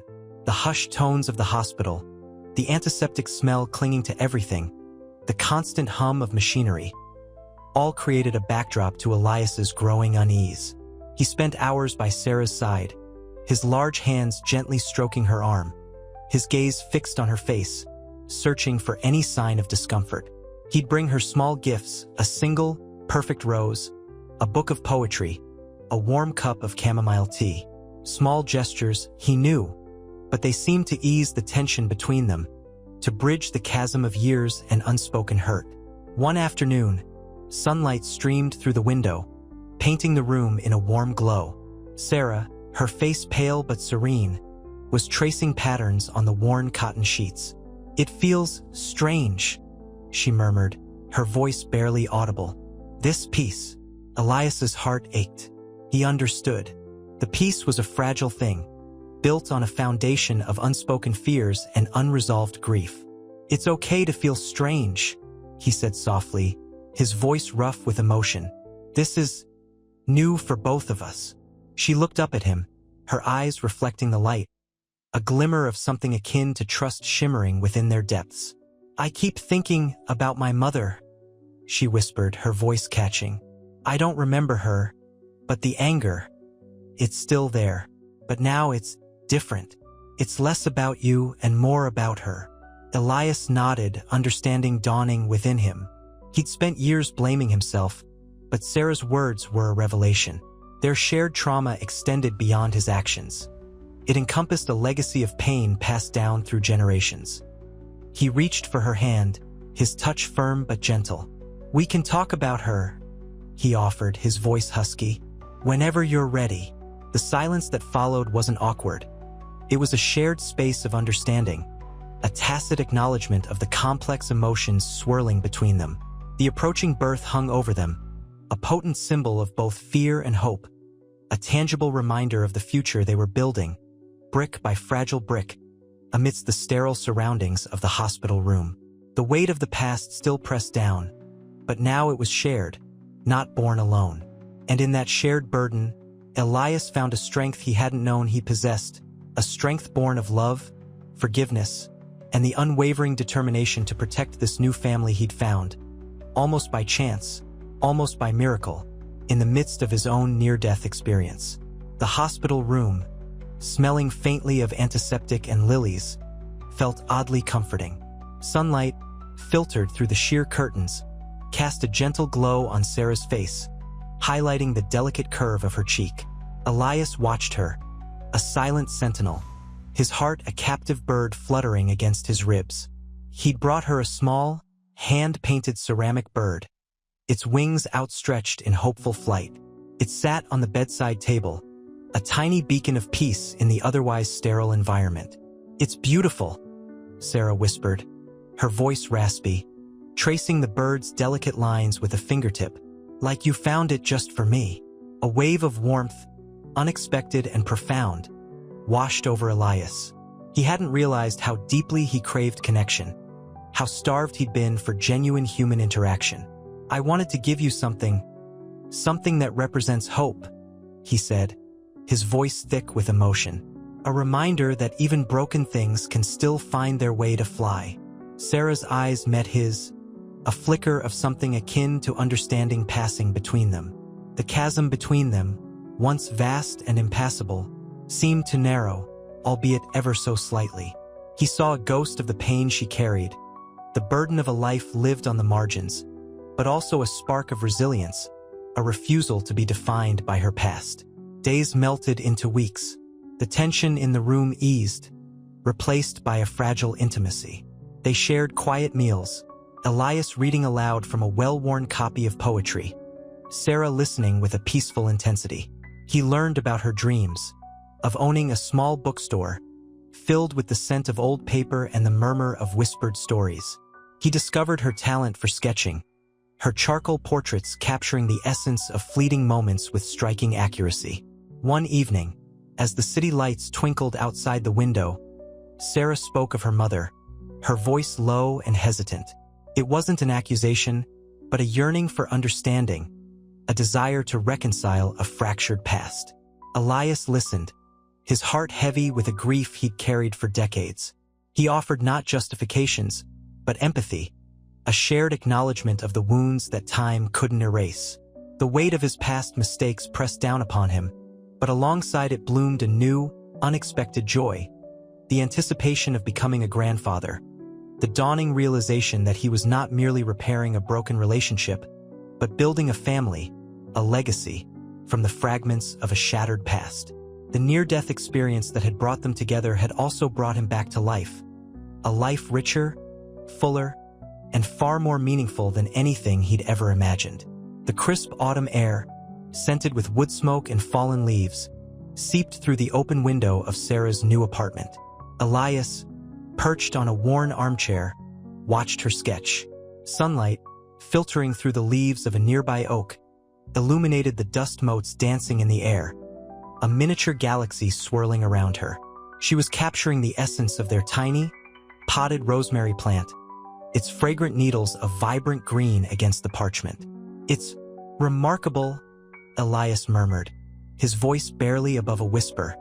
He felt a surprising sense of peace, a tranquility he hadn't known existed. Sarah looked up, her eyes, the same shade of hazel as his own, mirroring a quiet contentment. "It's just a plant," she said, a small smile playing on her lips, "but it reminds me of home." The word hung in the air, heavy with unspoken longing. He nodded, understanding lacing his gaze. "Home," he repeated softly, the word tasting like ash and bittersweet remembrance. He thought of the opulent, yet desolate mansion he'd called home for so long, a gilded cage of his own making. The silence that followed was not uncomfortable, but comfortable, a shared understanding that transcended words. The ticking of a grandfather clock in the hall provided a gentle rhythm to their quiet communion. A sense of hope, frail yet persistent, bloomed in the small apartment, displacing some of the shadows of the past. He saw a reflection of himself in Sarah's quiet strength, a resilience born of hardship, yet tempered with grace. He rose, walking over to the window, the cool glass a welcome touch against his skin. The city spread before them, a glittering tapestry of lights, but for once, the expanse of wealth and power didn't feel so daunting, so isolating. He felt a surge of protectiveness, a yearning to shield her from the harsh realities of the world. "I want to understand," he said, his voice thick with emotion. "Everything, about your mother, about everything that happened." He didn't need details, not yet. What he needed was to listen, to truly hear her story, not with the detached curiosity of a stranger, but with the empathy of a father. Sarah turned to face him, her gaze unwavering. The fear that had haunted her face for so long was subsiding, replaced by a glimmer of trust. "It's a long story," she said quietly, "but I'm ready to tell you." The unspoken weight of years lifted slightly. A fragile bridge was forming between them, bridging the chasm of silence and pain. The faint scent of rosemary hung in the air, a promise of a future that was slowly taking shape. The sleek black car, a silent predator in the night, screeched to a halt outside Sarah's building. Rain lashed against the windows, mirroring the storm brewing inside Elias. He'd received a threatening anonymous message, a stark photograph of Sarah's apartment, a single red X marking her window. Fear, cold and sharp, pierced him. He hadn't felt this vulnerable since the day he lost Sarah, decades ago. "Stay in the car," he commanded his bodyguard, his voice tight with urgency. The bodyguard, a mountain of a man, simply nodded, his expression grim. The building's entrance was dimly lit, the air thick with the smell of damp concrete and desperation. Elias's heart hammered against his ribs as he climbed the stairs, each step echoing in the oppressive silence. He reached Sarah's apartment, his hand hovering over the doorbell. He paused, his breath catching in his throat. He could hear Sarah humming softly inside. It was a fragile melody, yet it steadied him. He pressed the button. Sarah opened the door, her eyes wide with surprise, then concern as she saw the grim set of his jaw. "Elias? What's wrong?" Her voice was laced with apprehension. "There's been a threat," he said, his voice low and urgent, pulling her inside. The warmth of the apartment, the comforting scent of rosemary and lavender, offered a temporary reprieve from the storm raging outside. He recounted the message, watching Sarah's face pale. Fear warred with a steely determination in her eyes. "They don't know what they're doing," she whispered, her voice trembling slightly. "This baby, they won't."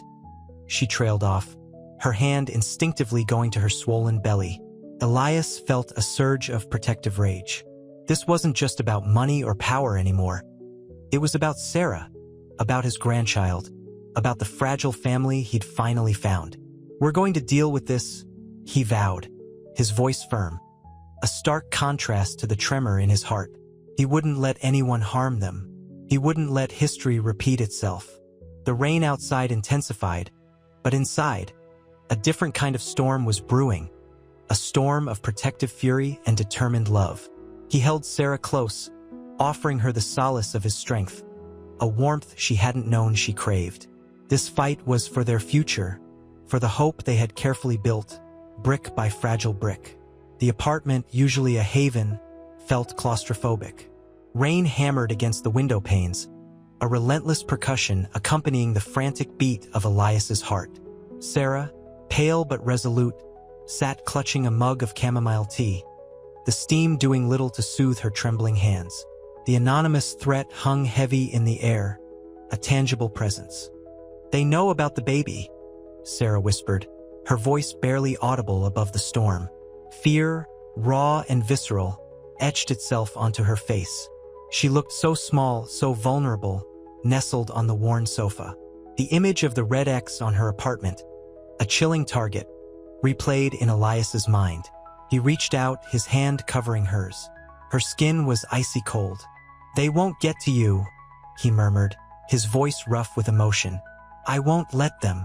He felt a surge of protective fury, a primal instinct to shield her, to fight for the life growing within her. This wasn't just a business dispute. It was a battle for his family. A chilling thought struck him, the rival claimant, Julian Thorne, knew. Julian, with his venomous ambition and bitter resentment, was the only one with the means and the motive. He had to act swiftly, decisively. The police were useless, bought and paid for by Julian's influence. This was a fight he had to wage himself in the shadows. "We need to leave," Elias said, his voice firm despite the tremor of fear running through him. "Tonight, we'll go to the safe house." He saw the hesitation in Sarah's eyes, the conflict between her fear and her trust in him. He knew she was weighing the risks, the disruption to her life, the potential danger. "But the baby," she whispered, her eyes filled with worry. The pregnancy was high risk, and the stress of this situation could trigger complications. He pulled her close, his embrace gentle but firm, whispering reassurances. "We'll be safe, I promise." His promise, though laced with anxiety, held a strength that calmed her. He would protect them. He would fight for his family, for the chance at redemption that he'd almost drowned with. The rain outside continued its relentless assault, but inside, a fragile hope began to bloom, nurtured by the warmth of his love and her trust. The fight had begun. The safe house, a secluded cottage nestled deep in the redwood forest, offered a fragile sense of peace. The scent of pine and damp earth replaced the city's harsh metallic tang. Sarah, nestled in a plush armchair by a crackling fire, looked less fragile than before, but the shadows of fear still lingered in her eyes. Elias, pacing restlessly, ran a hand through his already disheveled hair. The weight of responsibility pressed down on him, heavier than any business deal he'd ever negotiated. "He'll find us," Sarah murmured, her voice barely a whisper, breaking the comfortable silence. Elias stopped pacing, his gaze softening as he looked at her. "He won't. Not while I'm here." His voice was firm, but the tremor in his hands betrayed his anxiety. He sat beside her, the warmth of his body a silent comfort. The firelight danced in his eyes, reflecting a fierce determination. "But how long can we hide?" she asked, her voice thick with unspoken anxieties. The question hung in the air, heavy with the unspoken fear for her unborn child. The ticking of a grandfather clock in the corner seemed to amplify the tension. "Long enough," he said, his voice low and reassuring. "We'll figure this out. I'll protect you, both of you." He reached for her hand, his touch gentle, yet conveying unwavering strength. Her icy cold fingers gradually warmed in his grasp. He could feel the rhythm of her heart, a fragile beat echoing the turmoil within him. "I hate this," she whispered, squeezing his hand tightly. The unshed tears in her eyes spoke volumes. This wasn't the life she'd envisioned, this constant fear and uncertainty. The life she'd always dreamt of, safe and stable, seemed a distant memory now.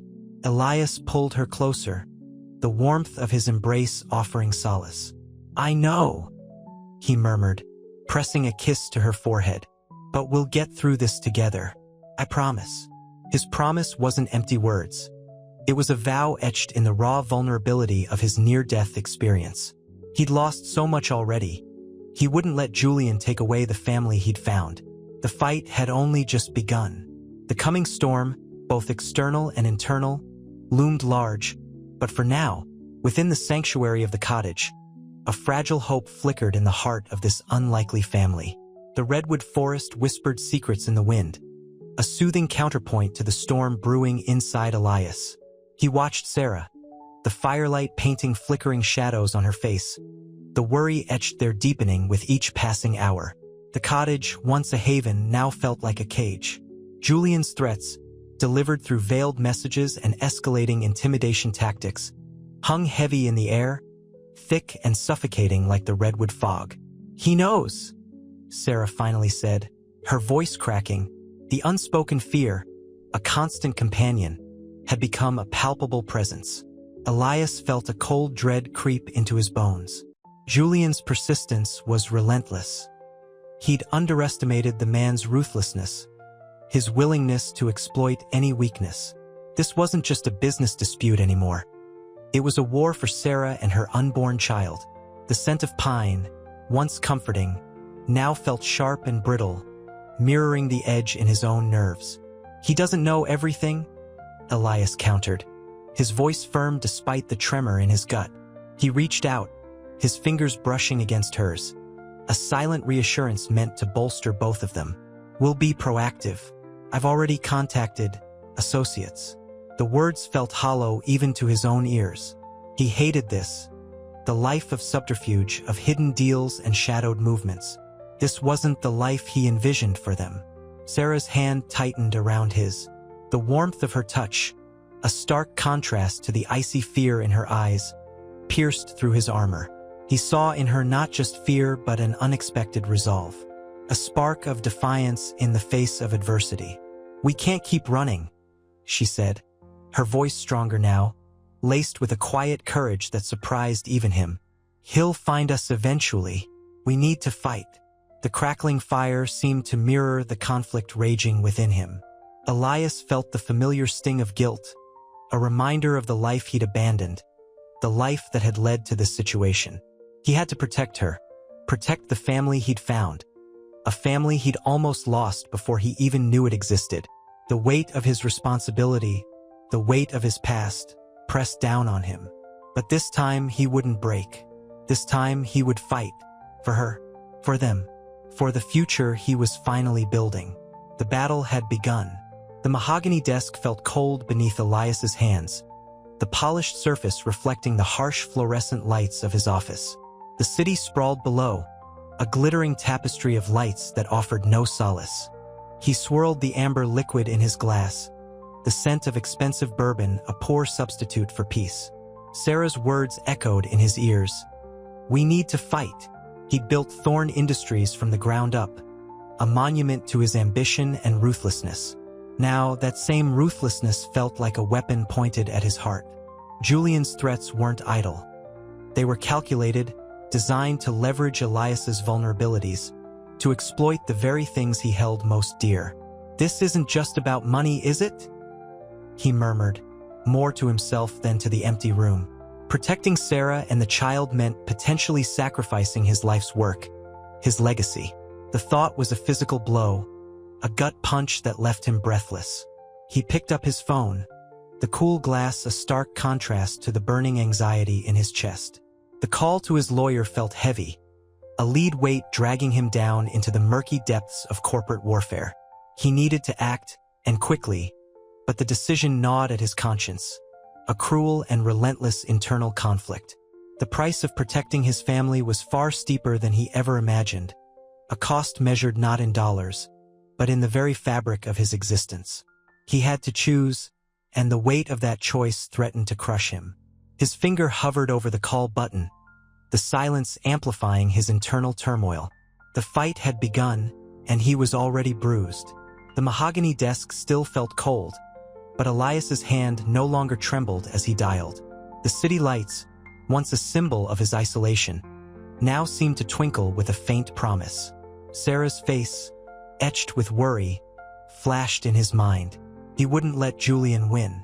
"It's not just about money," he repeated, the words carrying more conviction now. This was about his family, about the life he'd almost lost, a life he was fiercely determined to protect. The lawyer's voice, crisp and professional, was a stark contrast to the turmoil raging within him. He laid out the situation, the threats, the looming legal battle. He felt a grim satisfaction as he heard the lawyer's assurance, a seasoned professional's confidence tempering his own fear. "We have a strong case, Mr. Thorne," the lawyer said. "But Julian is ruthless." That night, the city sounds were muted, replaced by the soft rhythm of Sarah's breathing from the guest room. He stood by the window, a silent sentinel guarding their fragile peace. The moonlight cast long shadows across the floor, painting the room in shades of silver and gray. He thought of the unborn child, a tiny life nestled within Sarah, a life that had unexpectedly become the anchor of his existence. He moved towards her room, his steps deliberate. He hesitated outside the door, his hand hovering over the knob, the weight of his decisions heavy on his shoulders. The vulnerability of their new family brought a bittersweet ache to his heart. The protection of this newfound family had a price, and he was prepared to pay it, no matter the cost. He softly opened the door, finding Sarah already awake. Her eyes, dark and shadowed, held a mix of apprehension and love that stole his breath. "I called my lawyer," he said quietly, his voice husky with unshed tears. Sarah reached for his hand, her touch surprisingly strong, her grip secure. "And we fight," he said, his voice steady despite the tempest in his soul. "We fight for us." The city lights, once cold and distant, now seemed to reflect the warmth that bloomed in his chest, the promise of a future he was fighting to build. The fight had begun, And this time he wouldn't fight alone. The lawyer's words echoed in Elias's mind. Julian is ruthless. He stared out at the city, the glittering expanse a stark contrast to the quiet anxiety in his penthouse apartment. Sarah slept soundly in the guest room, her gentle breathing a fragile counterpoint to the looming legal battle. He felt the weight of his responsibility, a crushing burden he hadn't anticipated. He wasn't just fighting for money. He was fighting for a future he'd almost lost, a future where Sarah and her child were safe. A soft knock on the door startled him. He opened it to find Sarah standing there, her eyes red-rimmed, a damp washcloth clutched in her hand. The scent of lavender hung faintly in the air. "I couldn't sleep," she whispered, her voice hoarse. The shadows under her eyes spoke of sleepless nights, of a shared burden. He pulled her into his arms, the warmth of her body a comforting contrast to the chill of the night. He felt her tremble, a silent confession of her fears. "I'm scared, Elias," she murmured, her words muffled against his chest. The admission, raw and vulnerable, tore at him. He held her tighter, his own fear momentarily forgotten in the face of her distress. "I know," he whispered back, his voice thick with emotion. "But we'll face it together. We'll fight this together." He felt the tremor in her body subside, replaced by a slow, steadying breath. He gently cupped her face, his thumb brushing away a stray tear. Her eyes, usually bright with defiance, were filled with a deep, trusting vulnerability. The silence that followed was filled with unspoken anxieties, yet it was strangely comforting. He knew the road ahead would be arduous, fraught with legal battles and personal struggles. But in that shared silence, in the quiet strength of their embrace, he found a newfound resolve. He wouldn't let Julian or anyone else tear away the fragile family he'd found. He would fight, not just for his daughter, but for the future he desperately yearned for, a future built on love, forgiveness, and the unexpected miracle of a second chance. The city lights seemed to dim slightly as a new, softer light ignited within him, a light born of love, determination, and the unwavering promise of a future fought for and won. The mahogany desk felt cold beneath Elias's hands. The city sprawled beneath him, a glittering tapestry of lights that held no comfort. Julian's threat hung heavy, a legal battle that could unravel everything. He rubbed his tired eyes, the faint scent of lavender from Sarah's washcloth still clinging to his fingers. The memory of her vulnerability, her whispered fear, tightened his chest. This wasn't just about money. It was about Sarah's future, her child's future, his future.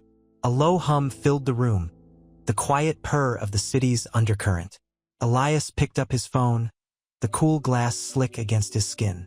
He needed to make a call, a difficult one. He dialed the number, the ring echoing in the silent office. It was a call to his old mentor, Mr. Ito, a man who'd seen him at his most vulnerable, who understood the complexities of his empire. "Ito-san," Elias began, his voice rough.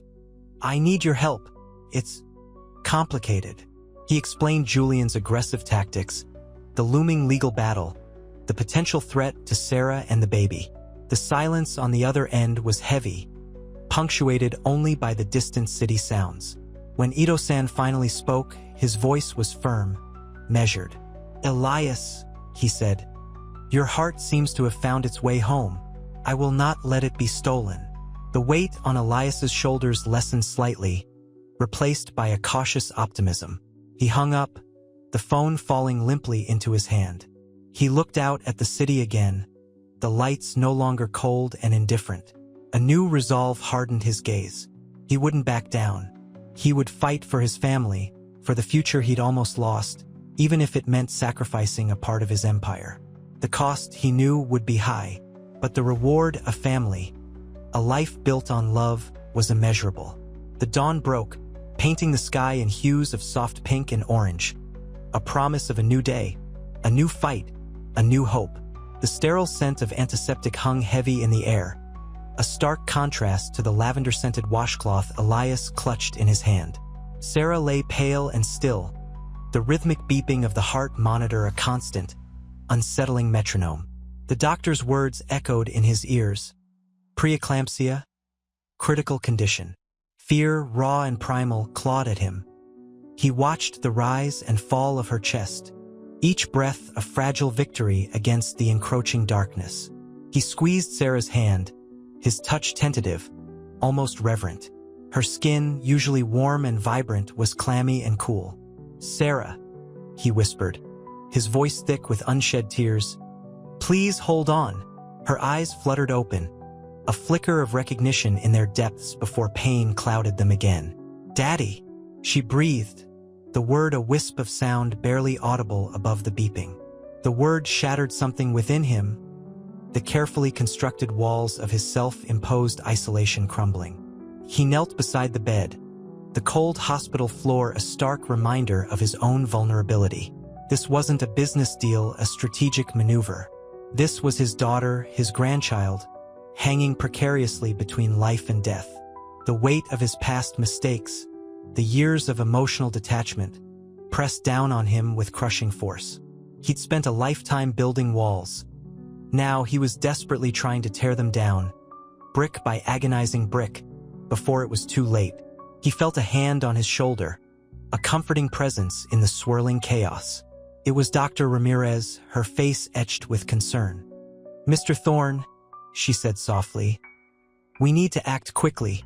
We're preparing for a C-section." Her words were a lifeline, a path through the suffocating fear. He nodded, his throat too tight to speak, his gaze never leaving Sarah's face. The urgency in the doctor's voice underscored the gravity of the situation. This wasn't just about his daughter's life anymore. It was about the life of his grandchild, a life that was yet to even begin.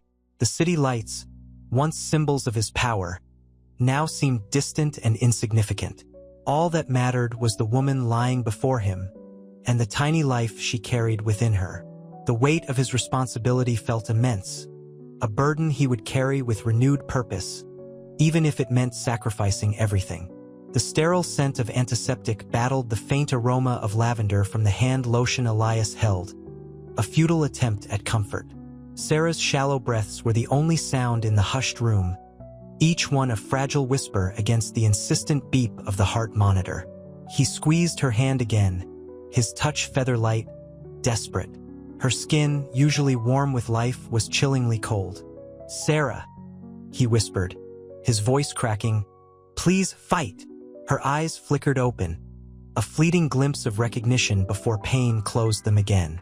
A single tear traced a path through the grime on her cheek. "Daddy," she breathed, the word almost lost in the mechanical rhythm of the machines.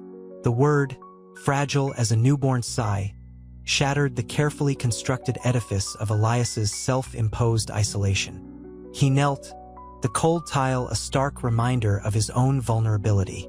This wasn't a transaction. This was his daughter, his soon-to-be grandchild, teetering on the precipice of oblivion. The weight of his past, of his choices, pressed down with unbearable force. He'd built walls to protect himself, but now he was frantically trying to dismantle them, brick by agonizing brick, before it was too late. Dr. Ramirez's hand rested on his shoulder, a comforting weight in the storm of his fear. "Mr. Thorne," she said, her voice hushed, "we need to act fast. Preeclampsia. We're preparing for a C-section." Her words, while stark, were a lifeline, a path through the suffocating terror. He nodded, unable to speak, his gaze fixed on Sarah's face. The urgency in the doctor's voice was a stark contrast to the stillness of the room. The only sounds the rhythmic beeping and Elias's ragged breaths. The city outside, a symbol of his wealth and power, faded into insignificance. All that remained was the woman in the bed, the tiny life within her, and the crushing weight of his responsibility. He had to fight. For them. For himself. The operating room buzzed with controlled chaos. The scent of antiseptic was sharp, a stark contrast to the lavender-scented hand lotion Elias still clutched, its faint fragrance a pathetically inadequate shield against the fear gnawing at him.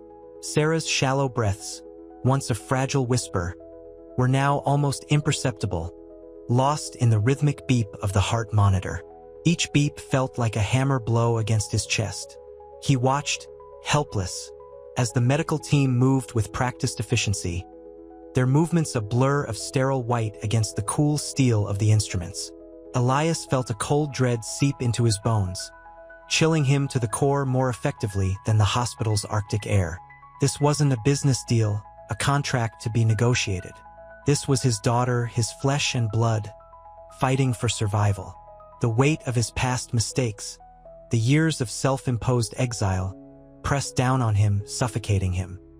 He'd built walls so high, so impenetrable, yet now he found himself desperately trying to tear them down, brick by agonizing brick, in the face of this overwhelming terror. Dr. Ramirez's voice, calm but firm, cut through the fog of his fear. "Mr. Thorne," she said, her hand resting briefly on his shoulder, a small gesture of comfort in the maelstrom of anxiety. "The baby's heart rate is dropping. We need to expedite the C-section." Her words were a stark reality check, a grim reminder of the stakes. Elias's throat tightened, rendering him speechless. He squeezed Sarah's hand again, his touch barely registering against the coldness spreading through her limbs. Her eyes fluttered open, a fleeting glimpse of recognition before pain washed over her again. A single tear, glistening like a diamond, traced a path through the dirt smudged on her cheek, a tear that mirrored the silent torrent of anguish within him. "Daddy," she whispered, the word barely audible above the rhythmic beeping of the machines. A word so small yet carrying the weight of decades of regret and unspoken longing. The word cracked the edifice of his carefully constructed defenses, shattering the carefully constructed walls of his isolation.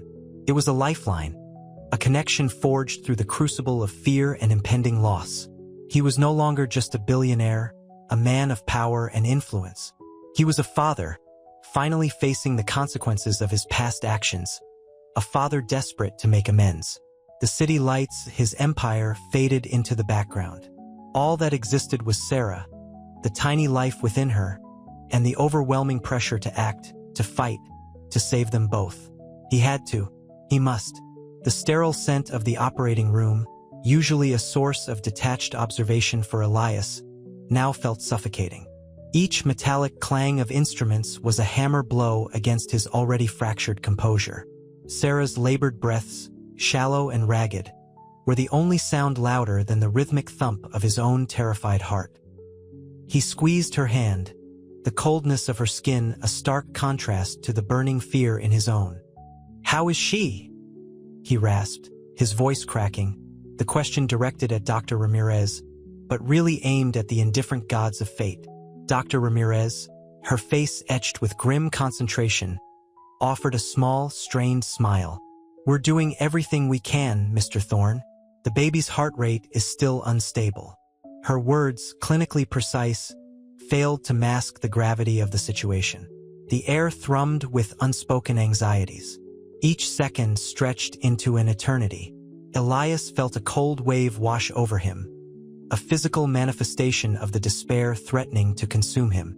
He'd spent a lifetime building walls around his heart, but now, facing this potential loss, those walls felt like flimsy paper barriers against a raging storm. He looked at Sarah, her face pale and drawn, sweat clinging to her brow despite the frigid temperature of the room. Her eyes, usually sparkling with resilience, were clouded with pain, yet a flicker of recognition, a desperate search for connection, still shone within them.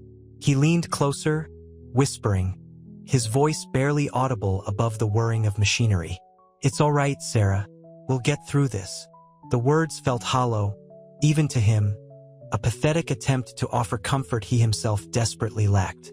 But he needed to say something, anything, to bridge the chasm of fear separating them, to connect with the daughter he'd lost and found again under the most unimaginable circumstances. Her hand, cold and clammy in his, tightened slightly. A single tear escaped the corner of her eye, tracing a slow, agonizing path through the grime on her cheek. It was a silent testament to her pain, but also, he felt, a silent plea for connection, a fragile thread of hope in the heart of the storm. He held her hand tighter, the silent promise of his unwavering support his only weapon against the encroaching darkness. The beeping of the heart monitor continued, a relentless, unforgiving rhythm that echoed the tumultuous emotions battling within him. He had to be strong for both of them. He had to. The shrill ringing of a phone sliced through the tense silence of the waiting room. Elias flinched, the sound jarring against the muted hum of the operating room next door. He jumped up, snatching the phone from his pocket, his heart already hammering a frantic rhythm against his ribs. It was his lawyer, his voice tight with urgency. "Mr. Thorne," he began. "It's about Kendrick. He's filed a restraining order against Ms. Walker. He claims she's trying to steal your company."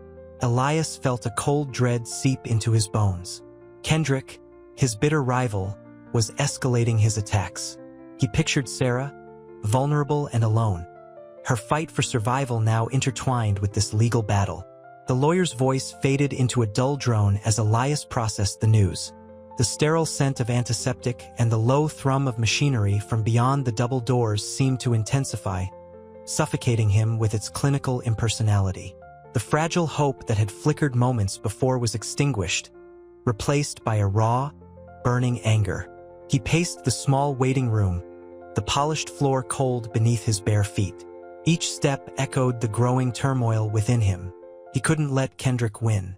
Not now, not when Sarah and his grandchild were so desperately vulnerable. He had to fight, not just for his company, but for his family, for the life he had so narrowly escaped losing, for the future he had so unexpectedly found. "I need to see him," Elias announced, his voice low and dangerous, snapping the lawyer out of his report. "Arrange a meeting now, and make sure Sarah has top-tier legal representation. Money is no object." He slammed the phone down, the plastic casing cracking under the force of his anger. He needed a plan, a strategy. He had to fight fire with fire. This wasn't about business anymore. This was about protecting the two people who unexpectedly filled the void in his soul. The weight of responsibility pressed down on him, heavy and suffocating. But beneath the fear, a new kind of strength was emerging. A strength born not from wealth or power, but from a fierce, unwavering love. The beeping of the heart monitor from the other room continued its relentless pulse, a reminder of the stakes, a metronome marking the tempo of his fight. He had to win this, for Sarah, for his child, for the future he'd finally found. The sterile scent of antiseptic clung to Elias like a second skin. He paced the waiting room, the polished floor a cold, unforgiving surface beneath his bare feet. Each step echoed the frantic rhythm of his heart, a drumbeat accompanying the lawyer's increasingly frantic account of Kendrick's legal maneuvering. He felt the cold dread blossom into a burning rage. Kendrick wasn't just attacking his company. He was attacking Sarah, his daughter, the woman who had pulled him from the depths of despair and given him a reason to live. "He's using every dirty trick in the book." The lawyer's voice, tight with anxiety, sliced through Elias's thoughts. "He's trying to paint Ms. Walker as a gold digger, exploiting her vulnerable position." Elias stopped pacing, his fists clenched. The image of Sarah, pale and fragile, vulnerable in the hospital bed, filled his mind. The thought of Kendrick, that viper, using her vulnerability to further his own ambition, ignited a fury so intense it threatened to consume him. He closed his eyes, breathing deeply, attempting to regain control. He needed a plan, a strategy that would protect Sarah and her unborn child without jeopardizing his company. He couldn't let Kendrick win. Not this time. He opened his eyes, his gaze sharp and determined. "Find me the best legal team in the country," he commanded, his voice low and dangerous. "The ones who win no matter what. Money is no object." The lawyer stammered an affirmative, already dialing on his phone. The fear in his voice mirrored Elias's own, yet beneath it, a powerful resolve was simmering. He would fight for his family with the same relentless intensity he'd always applied to his business. This wasn't just a fight for a company, it was a fight for a future he never thought he'd have. A future built on the foundation of unexpected love and a second chance at life. He wouldn't let it be stolen from him. The hum of the machines from the operating room was almost a rhythmic counterpoint to his resolve. a heartbeat measuring the precious seconds until the arrival of his daughter's child and his battle with Kendrick. The fight had begun. The fluorescent lights of the hospital hallway hummed a sterile counterpoint to the frantic beating of Elias's heart. He gripped the worn leather of his briefcase, the smooth surface a stark contrast to the rough, anxious feeling crawling beneath his skin. Sarah's doctor, a kind woman with tired eyes, emerged, her expression grave. "The bleeding. It's worse than we anticipated," she said, her voice hushed. "We need to get her into surgery immediately." Elias felt the blood drain from his face. The air thickened, the sterile scent suddenly suffocating. He swallowed, his throat dry as dust. Is she going to be okay?" he managed, his voice barely a whisper. The doctor placed a comforting hand on his arm. "We're doing everything we can, but it's a high-risk situation." The weight of her words pressed down on him, heavy and suffocating. He felt a surge of primal fear, a raw terror that clawed at his composure. He had never felt so helpless, so utterly exposed. He found Sarah's hand, cold and clammy in his. Her eyes, usually sparkling with a fierce resilience, were clouded with pain. "I'm scared, Daddy," she whispered, her voice frail. The word "Daddy," uttered so simply, struck him with the force of a physical blow. It was a word he'd never imagined he'd hear, a word that resonated with a depth of emotion he'd never known. He squeezed her hand, his own trembling. "You're going to be okay," he murmured, the words a desperate plea, as much to himself as to her. He kissed her forehead, the touch tender, filled with a love so profound it nearly broke him. He wouldn't lose her. Not now. Not after finding her, after finally having a family. The doctor's words echoed in his ears, a relentless drumbeat of fear. He had faced down ruthless business rivals, navigated complex legal battles, conquered mountains of debt. But this felt different. This was a battle for something infinitely more precious than his empire. This was a battle for his daughter and his grandchild, for the family he had almost lost forever. The fight with Kendrick, the threat to his company. They all paled in comparison to the fear that clenched his heart now. He had to win this. He had to. For Sarah. For their future. The wheels of his mind, usually so sharp, so strategic, began to whir, plotting his next course of action. The fight for his family. The sterile scent of antiseptic hung heavy in the air, a stark contrast to the earthy smell of rain that had been clinging to Sarah earlier. The fluorescent lights buzzed, a relentless hum that mirrored the frantic rhythm of Elias's heart. He sat beside Sarah's bed, his hand clasped in hers, its icy coldness a stark reminder of her precarious state. The rhythmic beeping of the heart monitor punctuated the silence, each beep a tiny hammer blow against his already frayed nerves. They're saying it's serious," Sarah whispered, her voice thin and strained, her eyes wide with a fear that mirrored his own. The usually vibrant spark in her eyes was dimmed, replaced by a fragile vulnerability that tore at Elias's soul. He squeezed her hand, his own trembling. "We'll get through this," he murmured, the words a shaky promise, more for himself than for her. He wanted to shout, to rage against the unfairness of it all, but the fear choked him, leaving only a helpless whisper. A wave of nausea washed over Sarah, her face paling beneath the harsh fluorescent light. He felt the subtle shift in her grip, her fingers tightening momentarily before relaxing again. Panic threatened to overwhelm him, a cold wave that threatened to drown him again, this time in a sea of his own despair. A sharp intake of breath broke the suffocating silence. A doctor, younger than the one who had initially given him the devastating news, rushed in, her face etched with concern. "Mr. Thorne," she began, her voice hushed yet urgent. "We need to prepare you. The situation is critical." Elias felt a cold dread seep into his bones. The doctor's words, clinical and precise, carried the weight of impending doom. He looked at Sarah, her eyes filled with a mixture of pain and silent fear, and a surge of protective rage ignited within him. He would fight for her. He would fight for their child, for this fragile family he'd found after so many years of lonely despair. This was not the end. Not for them. He wouldn't let it be. The doctor continued, her voice barely a whisper above the insistent beeping of the heart monitor. There are complications. A potentially life-threatening hemorrhage. We need to act fast. The words hung in the air, heavy and suffocating. As he watched Kendrick's shadow loom in the hallway, a stark reminder of the external threats that shadowed the battle raging within the hospital walls. The fight for his family had just become a whole lot harder. The sterile air hung heavy, thick with the scent of antiseptic and the faint, metallic tang of blood. A low hum vibrated from the machines surrounding Sarah's bed, a relentless counterpoint to the frantic beating of Elias's heart.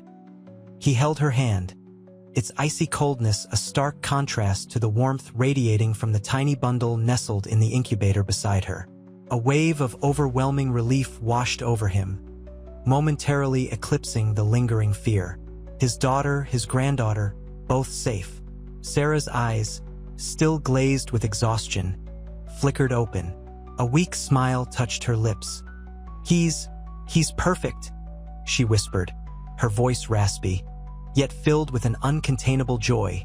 Elias's throat tightened. He brushed a stray strand of hair from her forehead, his touch gentle, reverent. Yes, he choked out, the word laden with a lifetime of unspoken emotions. He is.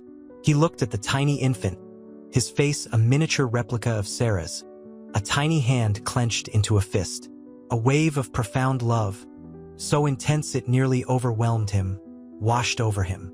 This was his redemption, his second chance. The doctor entered, a tired smile softening her face. Mother and baby are stable, she announced, her voice a soothing balm to Elias's frayed nerves. The hemorrhage was concerning, but we caught it in time. She paused, her gaze lingering on the sleeping infant. You have a beautiful granddaughter, Mr. Thorne. Later, as the first rays of dawn painted the hospital room in a soft, ethereal light, Sarah stirred.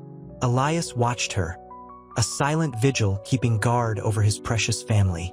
He saw the exhaustion etched on her face, the fragility of her body, a testament to the ordeal she had endured. Yet, her eyes shone with a newfound peace, a quiet contentment that filled him with a joy he'd never known. Thank you, she murmured, her voice still weak but clear. For everything.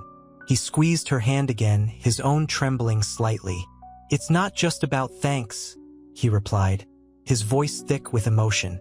It's about family. The word hung in the air, heavy with meaning. A bridge spanning the decades of separation, of loss and regret.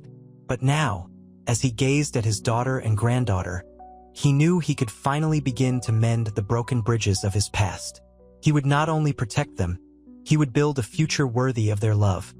A future where his wealth would be a blessing, not a curse. His past self would be appalled. His present self felt a surge of contentment. He had found his family, and he would never let them go again. The sterile scent of the hospital room was gradually replaced by the sweet, milky smell of newborn skin.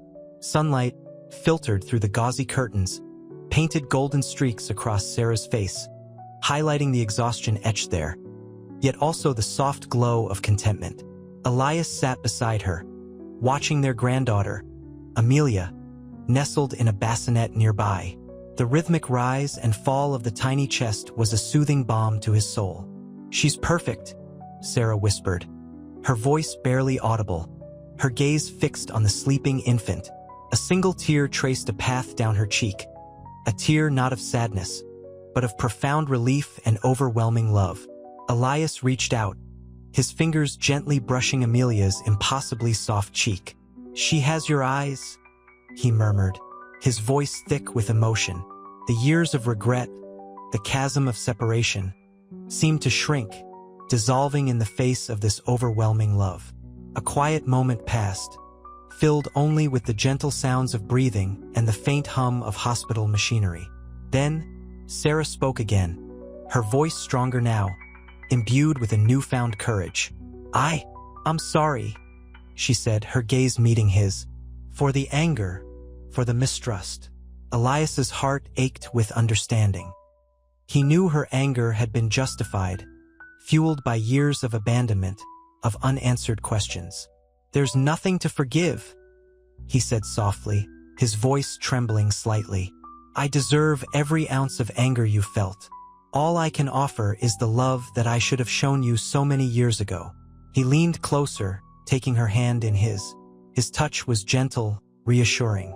The warmth of his skin, a stark contrast to the icy coldness he had felt just hours ago, seemed to seep into her, easing the tension in her shoulders. In that shared moment, the wounds of the past began to heal, the bridge between them solidifying with every shared breath, every unspoken word. The years melted away.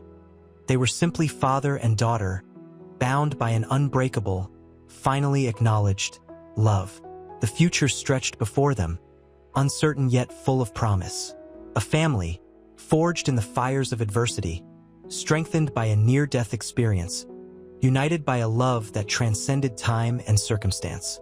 The future held promise. Amelia, nestled peacefully in her bassinet, was the living embodiment of their new beginning.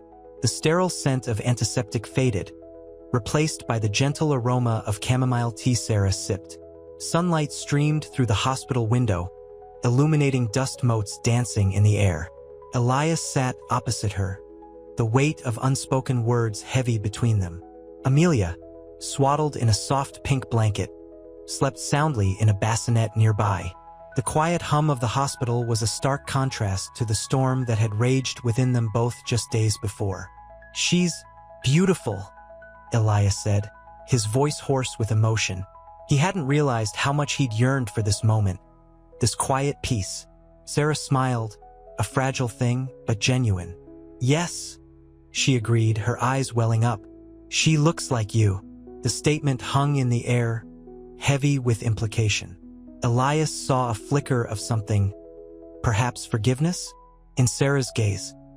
He reached across the small table, his hand hovering over hers. He hadn't touched her since the initial awkward encounter in the hospital. A lifetime ago it felt. I know I can't undo the past," he began, his voice trembling. The words felt inadequate, clumsy, falling short of the depth of his remorse. "But I want to be a part of your lives now, Sarah. A real father, not just a checkbook." He saw the conflict in her eyes, the years of hurt battling with a tentative hope.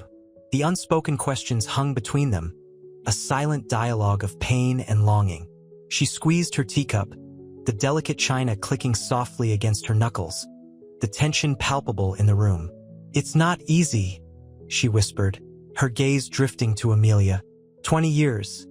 It's a lifetime. There's so much missing." "I know," Elias replied, his voice filled with a self-loathing he couldn't quite conceal. "And I can't fill those gaps. But I can be here, for you, for Amelia. I can be the grandfather, the father I should have been." He took her hand, his touch tentative but firm. This time she didn't pull away. Her fingers, slender and delicate, intertwined with his. In that simple act, a fragile bridge was built, a connection forged in the crucible of loss and rediscovery. A tentative smile curved her lips, a smile that reached her eyes and softened the harsh lines etched there by hardship and adversity. It was a small victory, a tiny crack in the wall of pain, but it was enough for now. The future, though uncertain, felt brighter. A future filled with the promise of a family, slowly, tentatively, healing. The hospital room, smelling faintly of antiseptic and something sweeter, perhaps the lingering scent of flowers, felt strangely peaceful. Amelia, tiny and perfect, slept nestled against Sarah's chest, her breath a soft sigh against the cotton of Sarah's shirt. Sunlight, filtered through the gauzy curtains, cast a warm glow on the scene. Elias watched them, a profound and unexpected tenderness flooding him.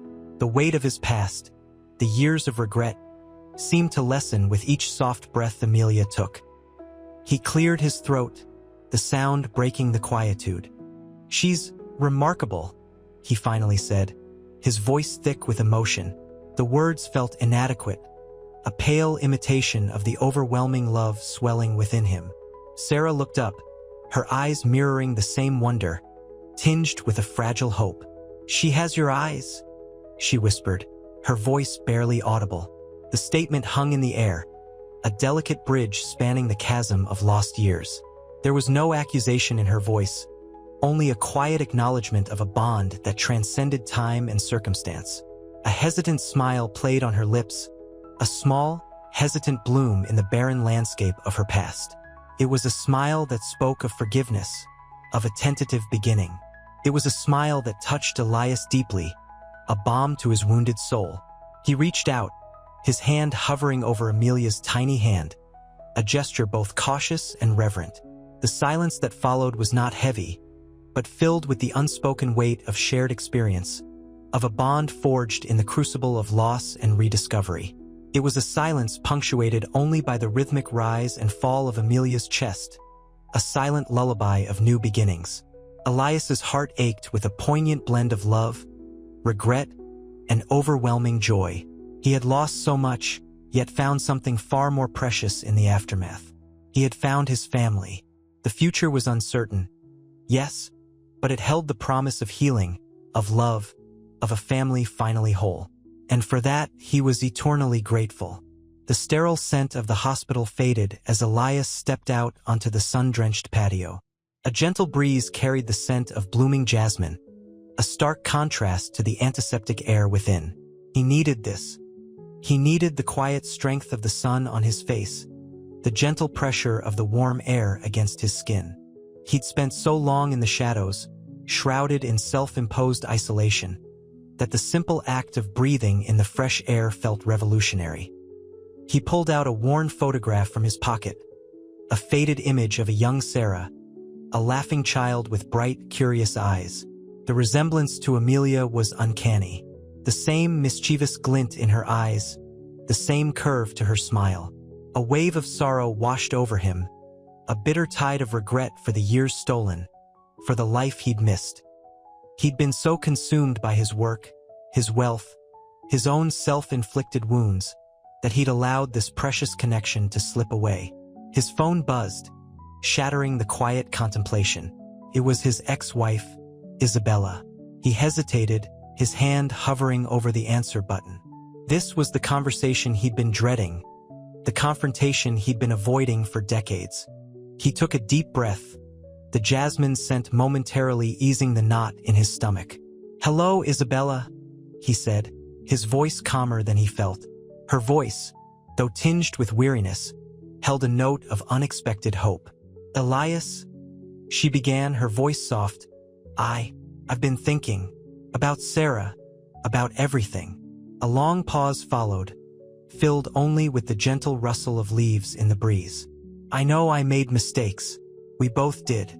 But seeing Amelia, seeing the resemblance, it's brought things into perspective."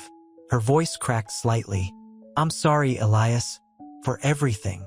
The words hung in the air, fragile yet powerful. A simple apology, yet it held the weight of decades of unspoken regrets, of shattered dreams, of a life irrevocably altered. For the first time in years, Elias felt a glimmer of hope, not just for his future, but for the possibility of healing the wounds of the past. The sun warmed his face, a silent witness to the beginning of a long-overdue reconciliation. His heart, once a fortress of cold isolation, was beginning to crack, letting in the sunlight of forgiveness, of love, and of a family finally reunited. The nursery was a haven of soft pastels and gentle light. Amelia, swaddled in a cashmere blanket, slept soundly, her tiny breaths barely disturbing the stillness. Elias sat beside Sarah, watching them both. The scent of baby powder and antiseptic lingered faintly, a stark reminder of the recent intensity. He reached out, his fingertip tracing Amelia's delicate cheek. "She's perfect," he whispered, his voice thick with emotion. He hadn't dared to hope for this moment, this profound sense of peace. Sarah smiled, a tired but radiant smile that reached her eyes that mirrored his own. "She's got your nose," she said softly, a hint of a chuckle in her voice. The tension that had coiled between them for weeks, a legacy of mistrust and past hurts, finally unraveled. It was replaced by a quiet understanding, a shared joy so intense it threatened to overwhelm them.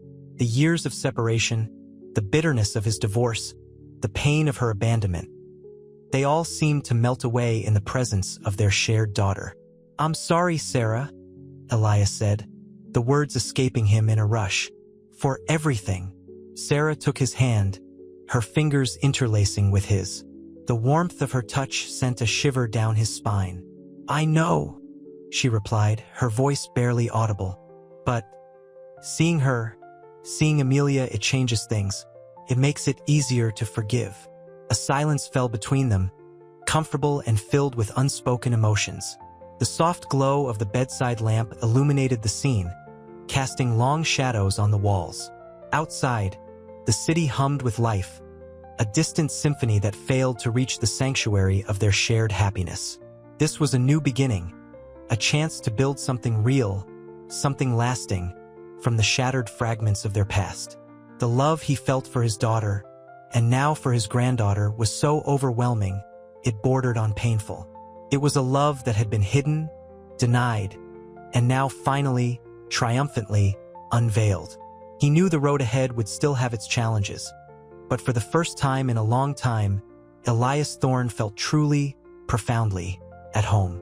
The following weeks were a blur of adjusting. Elias, used to the sterile efficiency of his penthouse, found himself captivated by the chaotic warmth of Sarah's tiny apartment. The air, thick with the scent of baby powder and brewing coffee, felt infinitely more comforting than the polished marble and expensive art that had once defined his existence. He watched, mesmerized, as Sarah, her face etched with a newfound softness, cooed over Amelia. The baby, with her tiny fists clenched and a surprisingly strong grip, mirrored the resilience of her mother. One evening, after Amelia had finally drifted off to sleep, Elias found Sarah sitting by the window, cradling a worn photograph. The image was faded, but he recognized the younger versions of himself and his ex-wife, their faces alight with a happiness that seemed both distant and achingly familiar. "She looks just like you," Sarah said softly, her voice barely a whisper, more to herself than to him. The words hung in the air, heavy with unspoken emotions. Elias sat beside her, the silence stretching between them, comfortable yet charged. He hadn't spoken to his ex-wife, Catherine, since the phone call weeks ago, a brief and strained conversation where he'd apologized for his past actions, a hollow gesture that seemed insufficient to bridge the chasm of years. I never meant for any of this to happen," he finally said, his voice thick with regret. "Losing you, losing her." He trailed off, unable to articulate the depth of his sorrow. Sarah turned to him, her eyes filled with a mixture of sadness and understanding. "It wasn't just you, Elias," she said gently. "She loved you, but love wasn't enough. Not then." He nodded, knowing the unspoken truth of her words. Their love had been consumed by ambition, by the relentless pursuit of success that had driven him to the brink of destruction, both literally and emotionally. The near-death experience hadn't just saved his life, it had reawakened his soul. "I want to make things right," he said, his voice firm. "With both of you." He looked at the photograph, at the ghost of his younger self, a man who was both familiar and a stranger, the man he hoped to leave behind, the man he would fight to never become again. The air crackled with a quiet resolve, a promise of a future built not on regrets, but on reconciliation. The scent of coffee mingled with the faint aroma of baby powder, a comforting blend of old and new, of past mistakes and future hopes. The crisp autumn air, scented with wood smoke and damp leaves, chilled Elias to the bone. Yet the warmth radiating from the small kitchen felt like a balm. He watched Sarah, her hair pulled back in a messy bun, humming softly as she stirred a pot of oatmeal. Amelia, nestled in a bouncy chair, gurgled contentedly, her tiny fingers batting at a brightly colored rattle. The scene, domestic and ordinary, felt profoundly precious. "She's getting so big," Elias said, his voice low, hesitant. The silence that followed wasn't awkward. It was filled with a shared understanding, a comfortable familiarity built on weeks of quiet mornings and shared meals. Sarah smiled, a genuine smile that reached her eyes, crinkling the corners. Yes, she is. It feels surreal sometimes. He nodded, understanding the weight of her words. Surreal, the entire situation felt surreal. The rescue, the revelation, the rebuilding of a shattered life. He thought of Catherine, the woman whose face still haunted his dreams. The phone call had been brief, fraught with stilted apologies and unspoken grief. It had been a start, nothing more. "I'm going to see her," he announced, the words surprising even himself. The decision, though terrifying, felt necessary. He needed to face his past, to ask for forgiveness, not just for abandoning Sarah, but for the pain inflicted on Catherine. Sarah looked up, her eyes widening slightly. "Are you sure? After all this time?" He took a deep breath, the scent of oatmeal filling his lungs. "I have to be, for all of us." He felt the familiar knot of anxiety tighten in his stomach, but beneath it, a burgeoning hope, fragile yet tenacious, took root. He would face his past, and he would embrace his future. A future that included Sarah, Amelia, and the woman he'd wronged for so long. The road ahead wouldn't be easy, but this time he wouldn't walk it alone. He had a family, a life worth fighting for. The warmth of the kitchen, the gurgling of Amelia, the quiet strength of Sarah, these were the anchors that would guide him through the storm. The sprawling Thorn Foundation headquarters hummed with quiet efficiency, a stark contrast to the chaotic joy of Elias's home life. Sunlight streamed through the panoramic windows, illuminating dust motes dancing in the air. He sat at his massive desk, the mahogany cool beneath his fingertips, a stark contrast to the warmth that Amelia's tiny hand had left on his cheek only hours ago. He reviewed the latest philanthropic proposals, each one a testament to his desire to atone for past mistakes. The numbers blurred, however, his thoughts drifting back to Sarah's soft laughter, the scent of her lavender soap clinging to Amelia's clothes. He picked up a framed photograph, a candid shot of Sarah and Amelia in the garden, sunlight catching the golden strands of Sarah's hair. A wave of bittersweet gratitude washed over him. He'd spent a lifetime building walls around his heart, believing success was its own reward, its own solace.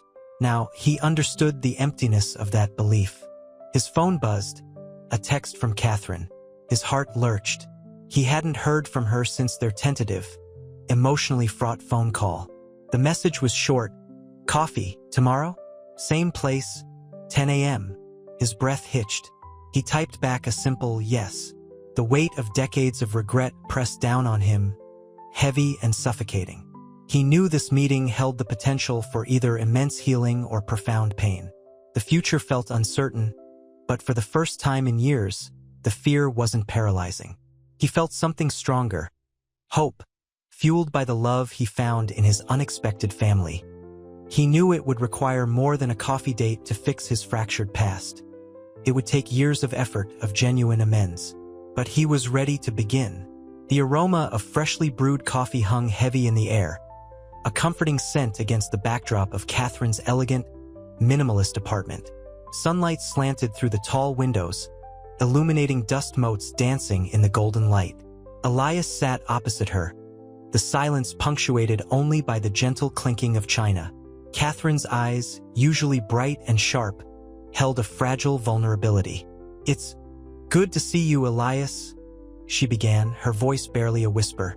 The years melted away, revealing the young woman he'd loved, the woman he'd hurt. He reached across the small table, his hand hovering over hers before gently covering it. "Catherine," he said, his voice thick with emotion, "I am so sorry." The words, long suppressed, felt raw and heavy. He saw the flicker of unshed tears in her eyes, a mirror of his own unshed grief. He'd built a life on the foundation of his mistakes, a fortress of success that had kept him safely isolated from the pain he'd inflicted. "I never meant." Catherine's voice caught, a sob escaping her lips. "I understand," Elias said softly, his thumb stroking her hand. "It wasn't just you, Catherine. I was lost," he confessed, the truth pouring out. "Lost in my ambitions, in my bitterness, in my own self-destruction. I never saw Sarah, never truly saw what I was losing. The cafe's quiet hum faded, replaced by the weight of shared memories, regrets, and the tentative hope for reconciliation. The coffee grew cold, forgotten in the chasm of unspoken words. Years of silence now giving way to a fragile but insistent desire for connection.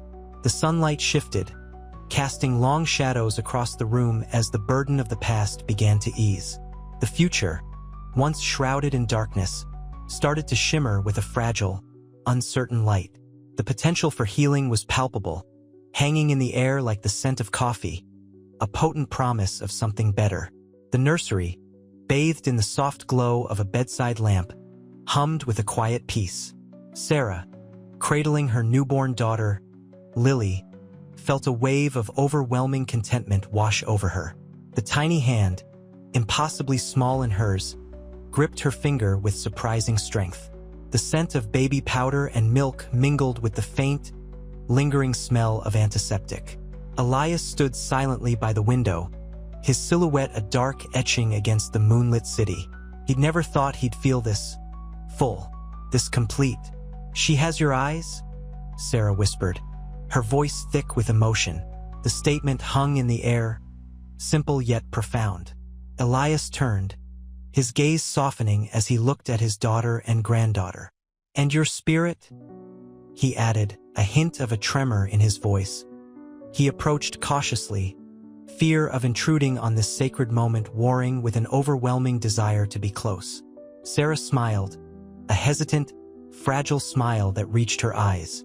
I never imagined this," she confessed, her gaze dropping to Lily's sleeping face. "A life like this." "Neither did I," Elias admitted, his voice hoarse with unshed tears. He gently took Lily's tiny hand, his touch tentative, reverent. The weight of his past mistakes pressed down on him, but the joy in this moment threatened to overwhelm the guilt. He'd spent a lifetime building walls, and now he was tearing them down, brick by painful brick. The following weeks were a blur of sleepless nights and tender moments. Elias, once a man defined by his solitude, found himself enveloped in a love he'd never known existed. He learned to change diapers with surprising dexterity, his stiff fingers awkwardly but lovingly handling the tiny body. He read bedtime stories with a surprisingly gentle voice, his baritone a soothing lullaby. He watched Sarah blossom, her initial wariness replaced by a radiant confidence, a newfound peace that reflected in her eyes.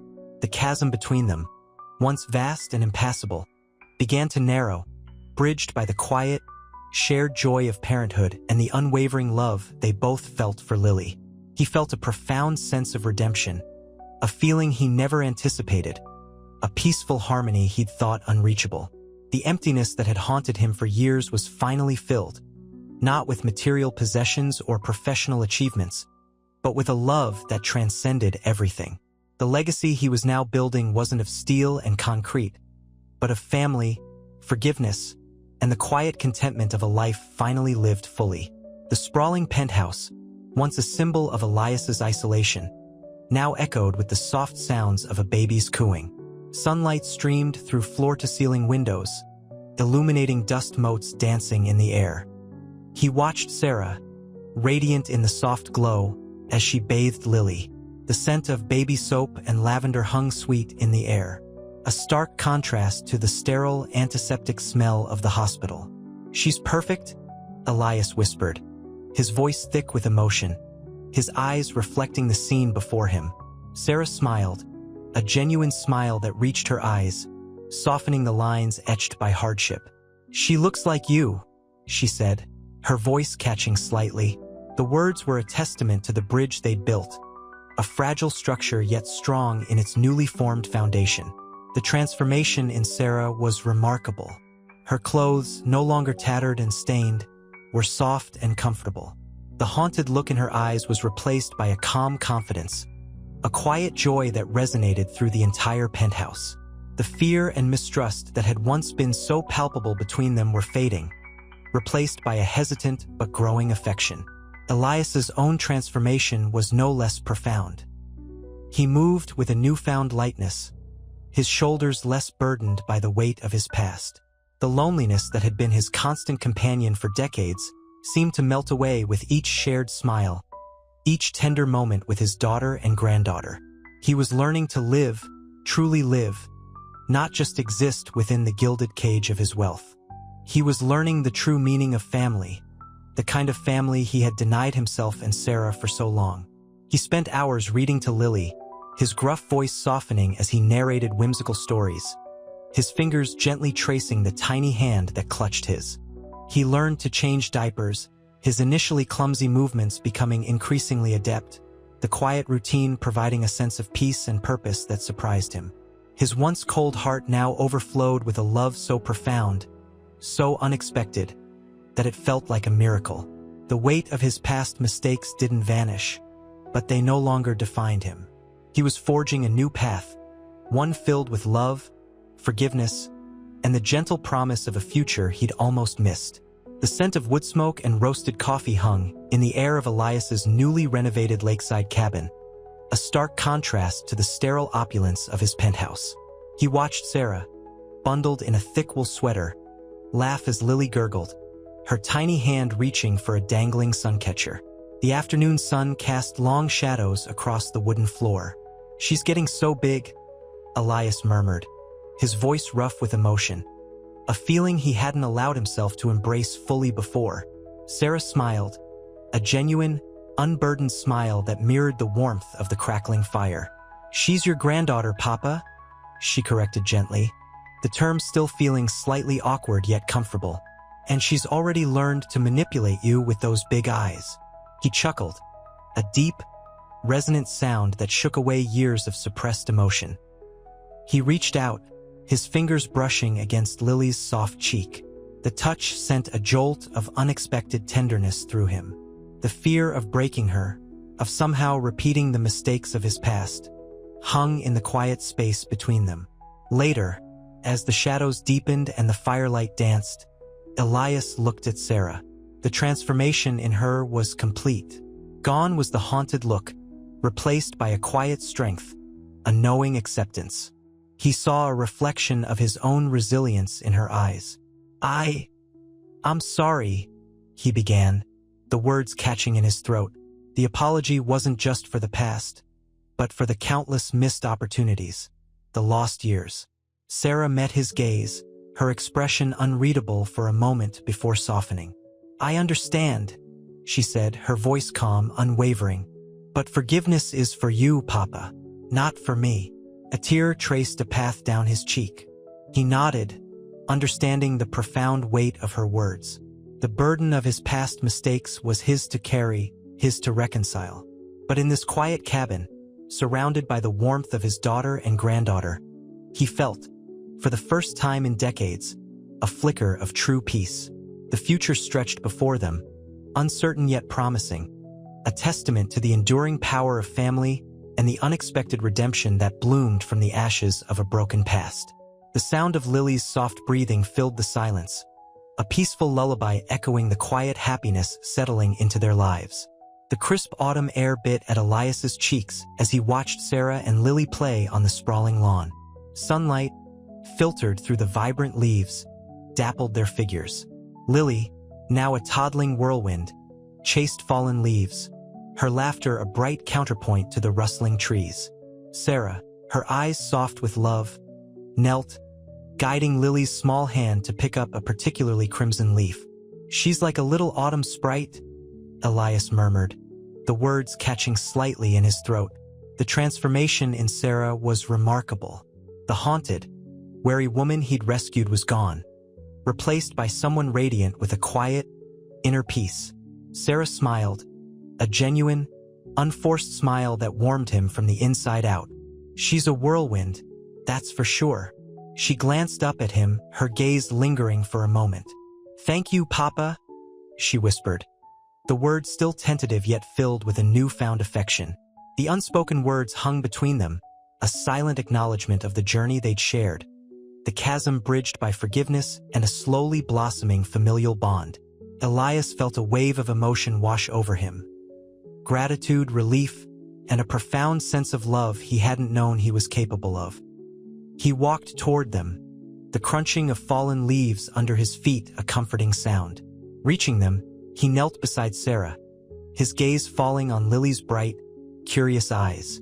The child reached out a chubby hand and touched his cheek. The simple gesture, imbued with innocent affection, brought tears to his eyes. He gently stroked her soft hair, the feeling of her small body against his overwhelming. "She's perfect," he choked out, his voice thick with emotion. Sarah's hand covered his, her touch warm and reassuring. "She is," she agreed softly, her eyes reflecting the golden light of the setting sun. "And so are you, Papa." The unspoken promise hung in the air, a promise of a future filled with love, laughter, and the quiet, everyday moments that made up a life he'd almost lost. The years of isolation, the bitter regret, seemed to fade into the background, replaced by the vibrant colors of a new beginning. The future remained uncertain, but it felt safe, anchored by the unconditional love of his daughter and granddaughter. He had found not just a family but a purpose, a redemption as beautiful and unexpected as the autumn leaves swirling around them. The following Christmas, the Thorne Mansion, usually a cold, echoing monument to Elias's solitude, thrummed with life. The scent of pine needles and roasting chestnuts mingled with the faint perfume of Sarah's favorite vanilla candle. Lily, now a bright-eyed toddler, toddled around the elaborately decorated Christmas tree, her tiny fingers reaching for glittering ornaments. Sarah, her face glowing with warmth, chuckled, gently guiding Lily away from a particularly fragile angel. Elias watched them, a lump forming in his throat. The quiet joy radiating from them was a stark contrast to the icy loneliness that had once consumed him. "She's taken to calling you Papa now," Sarah said, her voice soft, a hint of surprise in her tone. Elias smiled, his heart swelling. "It's the most beautiful sound I've ever heard." He felt a pang of guilt, a sharp reminder of the years stolen from him, the missed moments, but it was quickly overtaken by a wave of gratitude. He knelt beside Lily, his fingers tracing the intricate details of a small wooden train she held. The child giggled, her eyes sparkling with delight. He felt a profound shift within him, a deep and abiding love for this small human, a love that transcended the complexities of their past. The years of isolation, the self-imposed exile, felt distant, almost unreal. He had found a home, not in the grand mansion, but in the warmth of his family. The weight of his past mistakes still lingered, but it no longer crushed him. It fueled his determination to build a future where love and forgiveness were the foundations. The crisp scent of pine, the warmth of the fire, and the sweet laughter of his granddaughter. These were the riches that truly mattered. This Christmas, the cold, empty spaces within him were finally filled. The following spring, sunlight streamed through the expansive windows of Elias's renovated city apartment, illuminating dust motes dancing in the golden rays.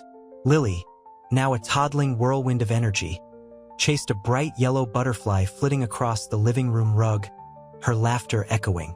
Sarah, cradling a steaming mug of tea, watched them both with a serene smile, the worry lines etched around her eyes softened by contentment. "She's like a little sunbeam," Sarah murmured, her voice low and tender. Elias, seated nearby, carefully pieced together a miniature wooden train, mirroring Lily's earlier play. His fingers, once accustomed only to the sleek surfaces of technological devices, now moved with a surprising gentleness. "Indeed," he agreed, a warmth spreading through him that had nothing to do with the spring sunshine. A very bright one. The tension that had once hung heavy between them, a ghost of their tumultuous past, had finally dissipated, replaced by an easy camaraderie, a shared understanding forged in the crucible of unexpected family. The legal battles with the rival claimant were over, resolved in Elias's favor, yet the victory felt strangely anticlimactic.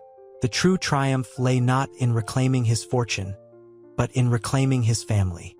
He looked at Sarah, her face etched with the quiet strength that had always captivated him, even before he knew she was his daughter. "I'm grateful," he began, the words tumbling out haltingly. "For so much." Sarah met his gaze, a flicker of the old mistrust momentarily clouding her eyes before melting away. "I am too, Elias," she whispered, her voice thick with emotion. "For a second chance. For a life I never imagined." Lily, distracted by a particularly stubborn piece of the train, let out a frustrated squeak. Elias chuckled, his heart overflowing. This simple domestic scene, bathed in golden sunlight and filled with the sounds of childlike wonder, was the redemption he'd craved for decades. The vast, echoing emptiness within him was gone, replaced by a love so profound, so unexpected, it took his breath away. The future, once shrouded in uncertainty, was now bright with promise. The past, though laden with regret, was no longer a weight bearing him down, but a reminder of the incredible journey that had led him to this moment. A moment of profound peace, of family, of love.